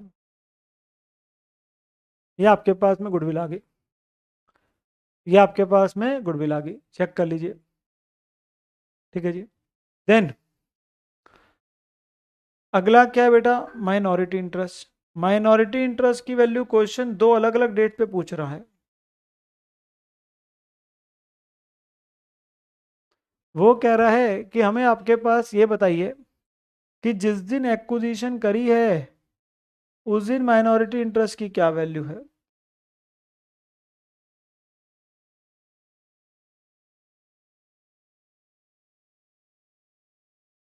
जिस दिन आपकी एक्विजिशन हो रही है उस दिन।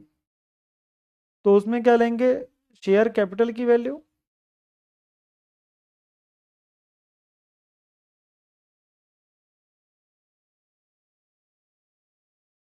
और जो प्री प्रॉफिट्स है उसका परसेंटेज।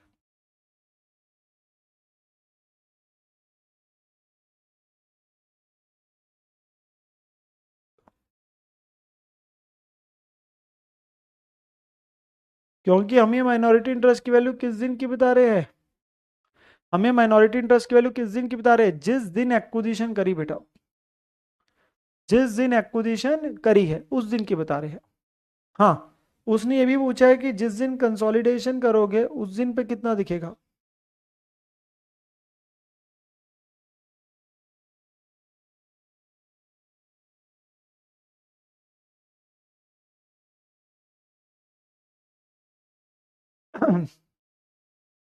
तो इसमें क्या क्या आ रहा है, शेयर कैपिटल, ठीक है, और आपके पास ये कितना है, 1 लाख का 20%, ये तो लेना ही है।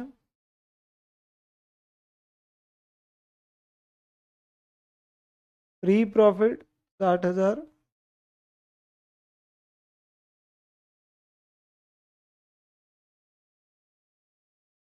और जो पोस्ट प्रॉफिट है उसमें भी हिस्सेदारी आ जाएगी।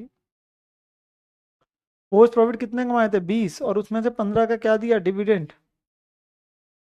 तो 20 में से 15 का डिविडेंड दिया तो कितने प्रॉफिट्स रह गए, 5,000। तो 5,000 का 20% होगा ना भाई, कमाया कितना 20, उसमें से 15 का डिविडेंड दे रहे हो तो बचा कितना, 5 ही बचा ना प्रॉफिट तो, इस साल का जो डिविडेंड के बाद है। और 5,000 का 80% कहाँ ऐड हो जाएगा, वो होल्डिंग के खुद के प्रॉफिट्स में ऐड हो जाएगा। तो ये 1,000 हो गया।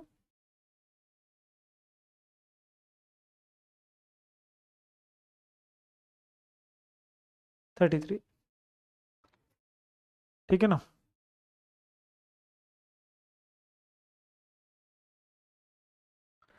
चेक कर लेंगे जी, इजी से क्वेश्चन है, इसमें कुछ भी नहीं है।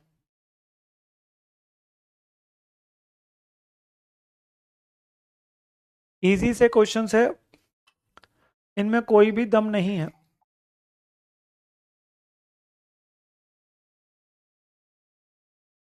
यहाँ मैं अपनी क्लास पढ़ा रहा हूँ, और यहाँ पे कुछ बच्चे अपनी बातों में लगे हुए हैं। वो कह रहे हैं, अरे यार तू वो टेलीग्राम पे ग्रुप ज्वाइन करना है यार, मैं अपनी तेरे को आईडी शेयर करता हूँ, तो यार वहां पे आ यार, वहां पे बात करेंगे, वहां पे पढ़ाई करेंगे, यहाँ छोड़, यहाँ क्या रखा है, छोड़।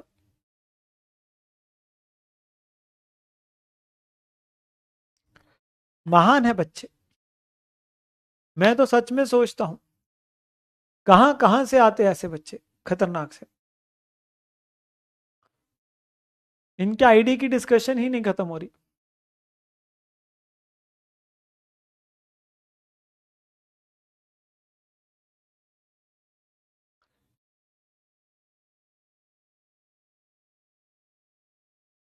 भाई ग्रुप पे कुछ खतरनाक सी बातें होगी तो मुझे भी बता देना। ग्रुप पे कुछ खतरनाक सी बातें होगी तो मुझे भी बता देना। शायद पेपर वगैरह डिस्कस हो जाए, शायद पेपर वगैरह डिस्कस हो जाए तो मैं भी अपने प्यारे बच्चों को पेपर बता दूंगा, उनका भी उद्धार हो जाएगा इस बहाने, उनका भी उद्धार हो जाएगा बेचारे बच्चों का, हमारे अगर किसी ग्रुप में कुछ होता है तो। सर अब तो हमारे इतने सारे ग्रुप्स बन चुके हैं, हम तो खुद भूल गए हैं हम कौन से ग्रुप में हैं। हम पूरा दिन इसी में तो लगे रहते हैं, ये ग्रुप वो ग्रुप, ये मैसेज वो मैसेज, बस।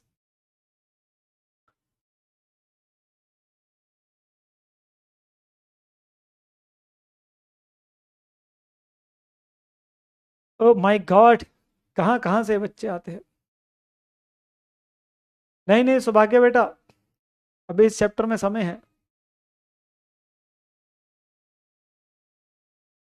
चलो भाई, आगे बढ़ते हैं। क्या बढ़ते हैं, आगे बढ़ते हैं। तो क्वेश्चन नंबर 13 पे आते हैं।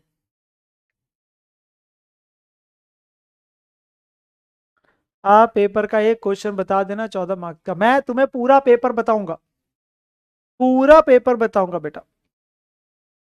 शाम को 5 बजे, शाम को 5 बजे, ठीक है ना।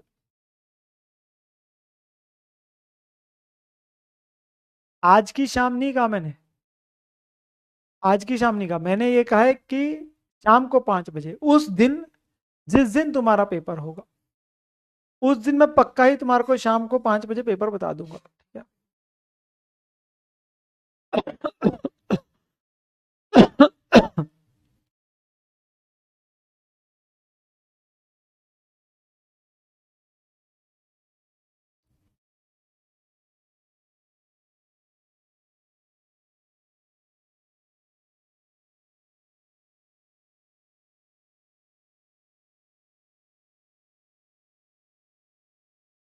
ले, पेपर से एक दिन पहले बताना ना। चलो, एक बच्चे ने तो कहा कि thank you sir.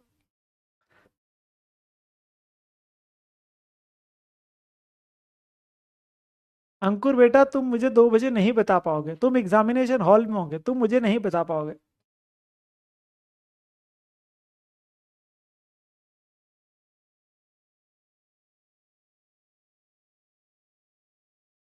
Last year के प्रॉफिट से डिविडेंड रिज्यूम कर सकते बेटा, करना चाहते हो कर सकते थे, मतलब तुक नहीं है, क्योंकि लास्ट डे पे दे रहा है, इस साल के बीच में देता तो मान लेता, फिर आपके पास में बैंक टू इन्वेस्टमेंट करता, इन्वेस्टमेंट भी कम होती और प्री प्रॉफिट भी कम होते, तो वो सारी चीजों का रेलिवेंस आता, मतलब करने को कर सकते हो, बट लास्ट डे रहते तो ऑब्वियसली आपके पास ही है, ठीक है ना।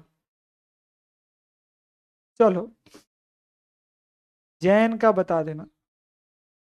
देखो, कई बार मेरे तुक्के सही लग जाते हैं पेपर के बारे में, जैसे इस बार लगा था सितंबर के पेपर में, तो मैंने सुबह ही बच्चों को एक क्वेश्चन करा, वैसा ही बिल्कुल पेपर में क्वेश्चन आ गया था फाइनल अकाउंट्स का। कई बार तुक्के लग जाते हैं, ऐसी बात नहीं है, क्योंकि एस्टिमेटेड हम 3-4 क्वेश्चन कराते हैं बच्चों को पेपर वाले दिन सुबह सुबह, ताकि हाथ की थोड़ी स्पीड बढ़ जाए, आ जाए तो बढ़िया है, नहीं आए तो वो भी बढ़िया, ठीक है। चलो, क्वेश्चन नंबर 13 पे आओ सही बच्चे अभी जरा। वो कह रहे गिफ्ट नहीं मिला है, तुम्हें गिफ्ट नहीं मिला, सच्ची सच्ची बताओ, तुम्हें गिफ्ट नहीं मिला। मैं अभी पीडब्ल्यू पे बोलता हूँ कि बच्चों को गिफ्ट क्यों नहीं दिया, लो, मैं अभी बोल देता हूँ।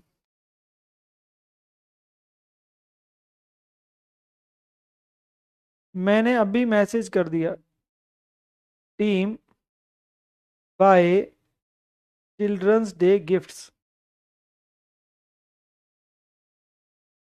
नॉट आपके पास डिस्ट्रीब्यूटेड टू स्टूडेंट्स।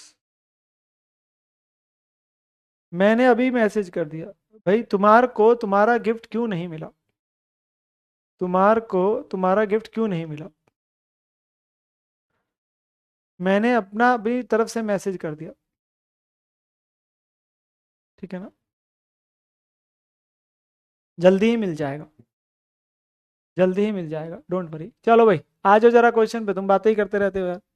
कह रहे ईएक्सी लिमिटेड ने एक्वायर करे 70% इक्विटी शेयर जेड लिमिटेड के, तो आपके पास में ईएक्सी लिमिटेड ने बेटा कितने शेयर खरीदे, आपके पास में 70% शेयर खरीदे, बताओ यार, महान बच्चे हैं। 70% शेयर खरीदे ईएक्सी के आपके पास जेड के 31 मार्च को, कितने रुपए में, 70 लाख रुपए में, ठीक है ना। फिर आपके पास में the following information is available from balance sheet of Z limited, ठीक है जी, एज ऑन 31 मार्च 20। वो कहते हैं जी, अब बैलेंस शीट दे रहा है जेड लिमिटेड की, क्या दे रहा है बेटा, बैलेंस शीट दे रहा है आपको जेड लिमिटेड की 31 मार्च 20 की। अब इसमें जिस दिन शेयर खरीदे आपके पास उस दिन की बैलेंस शीट दी जा रही है, पीपी है, investment, current asset, loan advance, debenture, current material. यहाँ ना एक्चुअली में क्या कर रहा है आपको क्वेश्चन, जो हमने फर्स्ट डे बात करी थे ना, वो वाला लॉजिक लगा रहा है। एक्चुअली नेट एसेट्स निकालने के दो तरीके हैं मैंने कहा, एक है कैपिटल प्लस प्री प्रॉफिट जो आप करते हो, एक है एसेट माइनस लाइबिलिटीज।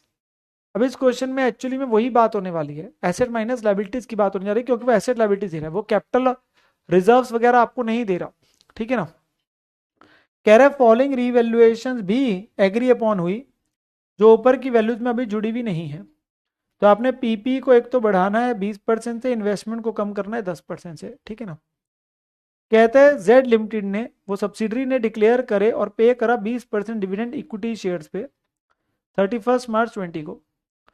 कहता है जेड लिमिटेड ने, जो सब्सिडरी है, उसने डिविडेंड दिया 20% का, ठीक है जी, जो डिक्लेयर कर रहे हैं इक्विटी शेयर पे। फेस वैल्यू 10 रुपये वैसे हर शेयर की, और ईएक्सी ने जो ये शेयर खरीदे थे वो 20 रुपये पर शेयर पे खरीदे थे। कितने में खरीदे थे? 20 रुपये पर शेयर पे खरीदे थे। कहते हैं तो गुडविल कैपिटल अब कितना है ऑन दी एक्विजिशन। डिविडेंड के पॉइंट की वजह से क्वेश्चन अब हो रहा है। डिविडेंड ना होता तो मैं फर्स्ट डे भी करा सकता था, क्योंकि यहाँ नॉर्मल एसेट माइनस लाइबिलिटीज लग रहा है। तो सबसे पहले हम बेसिकली क्या देख लेते बेटा, नेट एसेट देख लेते हैं जो जेड लिमिटेड के है। तो यहाँ पे आपकी जो नॉर्मल जनरल अप्रोच है ना वो लग रही है। नॉर्मल जनरल अप्रोच है वो लग रही है। तो बेटा नेट एसेट्स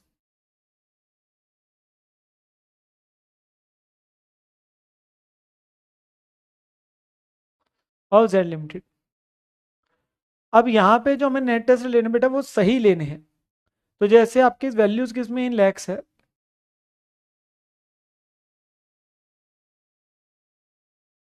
तो पीपी की वैल्यू 120 है, पर उसे 20% से अप किया गया है।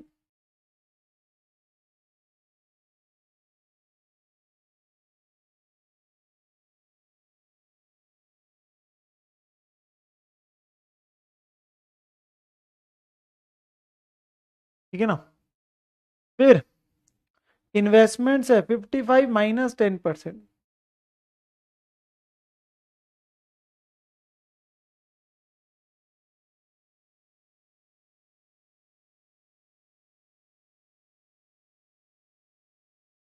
49.5। ठीक है जी। फिर करंट एसेट 70 है।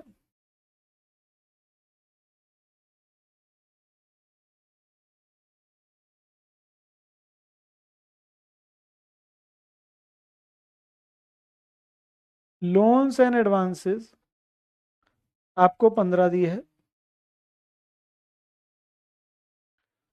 15% डिबेंचर्स 90 है, ये लाइबिलिटी है तो माइनस हो जाएगी।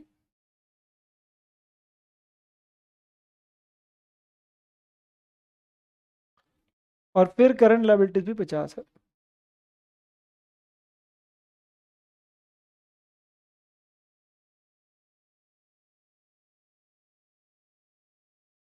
बेटा ये वही नेट एसेट्स आ रहे हैं जो आप निकालते हो कैपिटल प्लस प्री प्रॉफिट से। तो आप कैपिटल प्लस प्री प्रॉफिट होता है तभी उसमें उतने का डिफरेंशियल लेते हो रिवैल्यूएशन का। यहाँ एसेट माइनस लाइबिलिटीज क्यों लग रही है? क्योंकि वो प्रॉफिट्स नहीं दे रहा कि मैं अपनी कैपिटल प्लस प्री की लगा लूं अप्रोच। तो वो उसने क्या दिया, जिस दिन एक्विजिशन करी उस दिन की ही नेट एसेट दे रहा है, एसेट लाइबिलिटी। तो हमने नॉर्मल अप्रोच लगा ली, क्योंकि यहाँ कैपिटल प्लस प्री प्रॉफिट्स की अप्रोच नहीं लग सकती। तो 144 plus 49.5 plus 70 plus 15 minus 90 minus 50, तो 138.5 लाख। तो ये हमारे क्या आ गए, net assets on date of acquisition. Net assets on date of acquisition ये हमारे निकल के आ जाएंगे, ठीक है ना। अब हमें क्या करना है? अब हमें क्या करना है? अब हमें अपने पास वही करना है जो गुडविल कैपिटल रिजर्व के लिए हम करते हैं। तो हमें क्या निकालना है, कॉस्ट ऑफ कंट्रोल।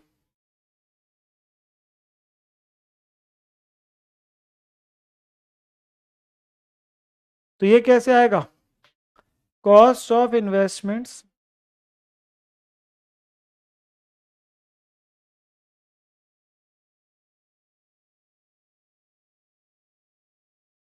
उसने कितने में खरीदे बेटा?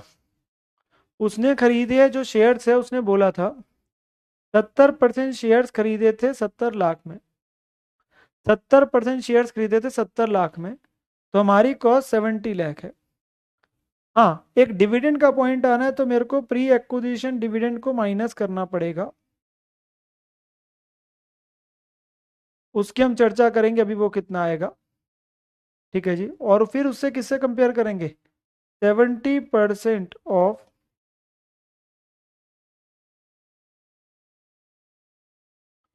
नेट एसेट्स ऑफ आपके पास में जो आ रहा है जेड लिमिटेड।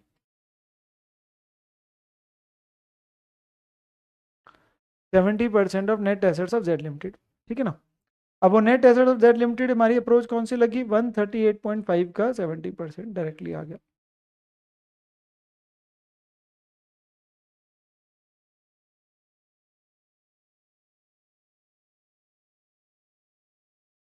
$96.95।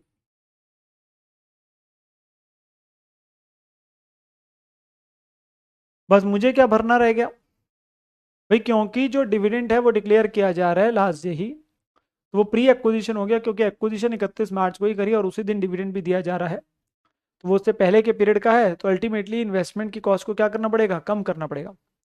बस एक वही आपका पॉइंट रह गया और कुछ नहीं है। तो हमारे पास 70% शेयर जो खरीदे थे वो लास्ट डे ही खरीदे थे 70 लाख में, और उसी दिन के नेट एसेट्स भी ले लिए, तो एसेट माइनस लायबिलिटीज अप्रोच लग गई और हमने 70% लगा दिया।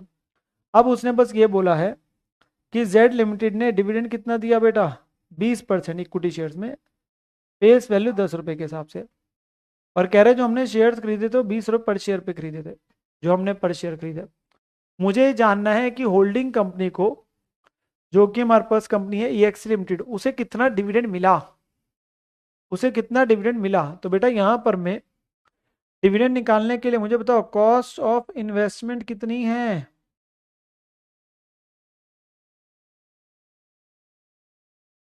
70 लैक्स है, और उसने बताया कि हमें हर शेयर कितने का पड़ा, 20 रुपए का। तो मैंने कितने नंबर ऑफ शेयर्स खरीदे हैं सब्सिडरी के, 70 लाख डिवाइडेड बाय 20 रुपए, तो 3.5 लाख शेयर खरीदे हमने। हमने कितने शेयर खरीदे उसके, 3.5 लाख शेयर खरीदे, एंड जो कि आपकी 70% होल्डिंग है। तो टोटल शेयर्स कितने बने उसके,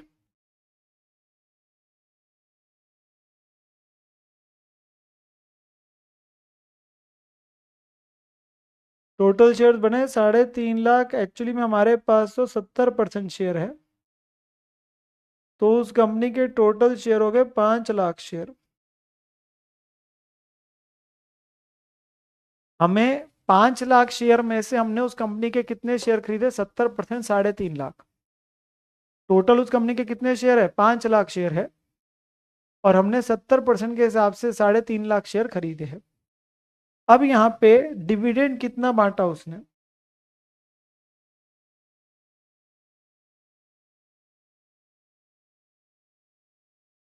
तो बेटा टोटल डिविडेंड बांटा, 5 लाख शेयर है, हर शेयर की face value, paid up value कितनी है, 10 रुपए है, और डिविडेंड का रेट कितना है, 20%। भाई डिविडेंड जो जो उस कंपनी के शेयर की face value, paid up value, उस पर आएगा ना, तो वो कितना बना, 10 लाख रुपए। तो इसमें शेयर कितना है ऑफ होल्डिंग कंपनी,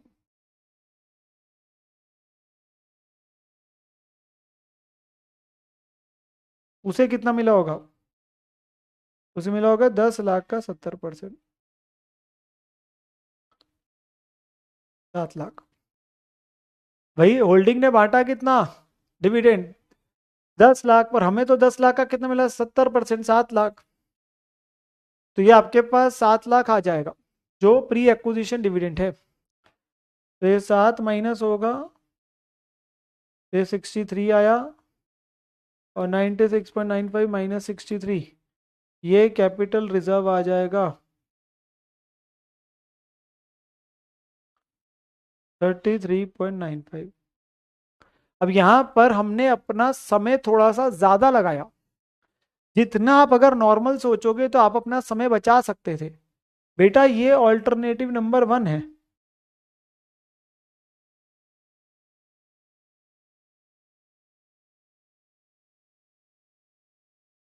आप सीधा ही ऑल्टरनेटिव नंबर 2 भी यूज कर सकते थे।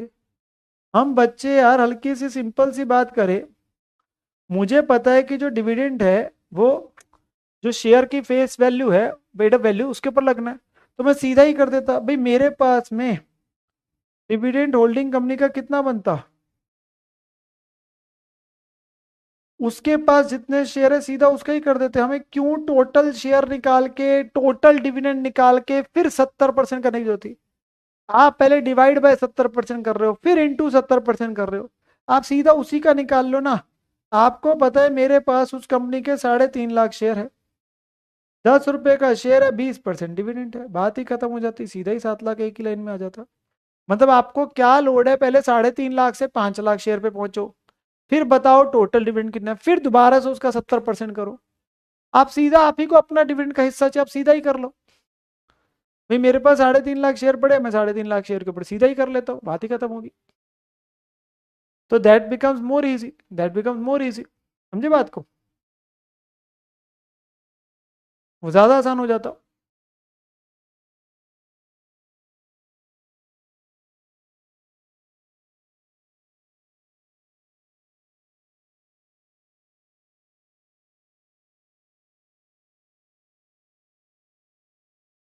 चेक करेंगे क्या ये हमारा क्वेश्चन कंप्लीट होगा।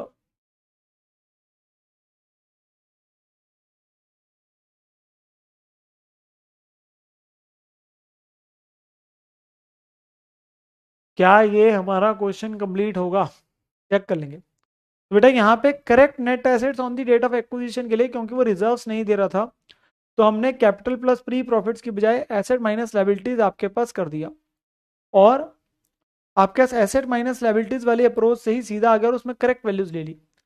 सिंस एक छोटा सा पॉइंट डिविडेंड का था जिसके लिए हमने यहाँ पे डिस्कशन करी, तो अगर वो आपको उस दिन के नेट एसेट सही दे देगा एसेट लायबिलिटीज, तो आप एसेट लायबिलिटीज वाली अप्रोच ही लगा लोगे, जो कि हमने यहाँ पर में अपने पास किया, जो कि हमने यहाँ पर में अपने पास किया, ठीक है ना। और क्वेश्चन करेंगे कि नहीं करेंगे, तुम लोगों के हालात बड़े अजीब लग रहे हैं आज मुझे।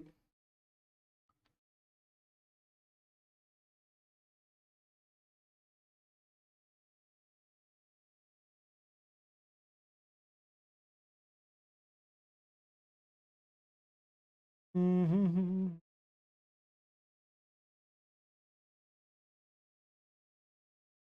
वो कह रहे और होमवर्क दे दो, आज नहीं सर, मैं सोच रहा था यार।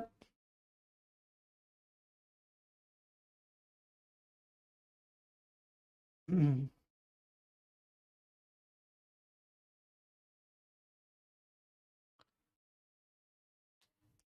वो कह रहे आज बहुत हो गया, एक कह रहे आपकी मर्जी है, वो कह रहे फ्राइडे का कुछ तो आपके पास बेनिफिट मिलना चाहिए। बेटा 15वां क्वेश्चन जो है उसके ऊपर मत जाओ, क्वेश्चन की लेंथ पे, वो क्वेश्चन हमारा इन जितने बचे हुए क्वेश्चन उनमें से सबसे ज्यादा टाइम उसी पे लगना है।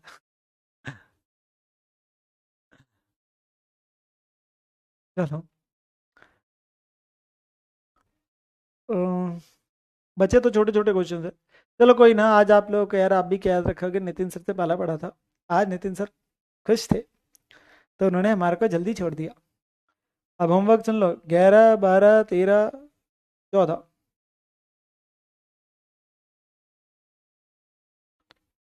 11 12 13 14, तो आपके पास में 4 क्वेश्चन मैं आपको दे रहा हूँ।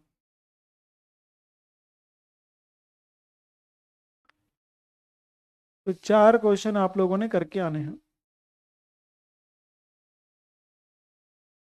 4 क्वेश्चन आप लोगों ने करके आने हैं बेटा, आज का जो होमवर्क है।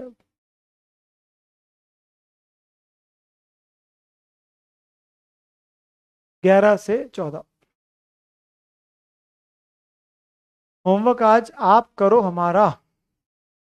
बेटा तुम घर आओ जरा हमारे, फिर हम तुम्हें बताएंगे, ठीक है। ठीक है बेटा, तुषार बेटा। चलो, आज बेटा आप लोगों के पास में मैं आप लोगों को जल्दी फ्री कर देता हूँ। आप बच्चे अपना ध्यान रखिए। आ, नहीं भवे बेटा, आप उसे गलत इंटरप्रेट कर रहे हैं, ठीक है। चलो, अभी के लिए मैं आप लोगों के पास आज की क्लास यहीं खत्म करता हूँ, मिलेंगे हम लोग कल। कल हम कुछ डिफरेंट प्रकार के क्वेश्चंस करेंगे, यू विल सी। थोड़ा सा हम पॉइंट छोटे छोटे, हमारा जो स्टैंडर्ड है वो हमें कहता है, एंड जो है उनको रिलेटेड हम कुछ चीज़ें अपने पास में डिस्कस करेंगे, ठीक है ना। चलो जी, टेक केयर मेरे प्यारे बच्चों, आप अपना ध्यान रखेंगे, अच्छे तरीके से पढ़ाई करते रहेंगे, ठीक है जी। मुलाकात आप लोगों के साथ अब कल सुबह होगी। Bye bye everyone, love you, have a great day, bye bye बेटा, बाय बाय।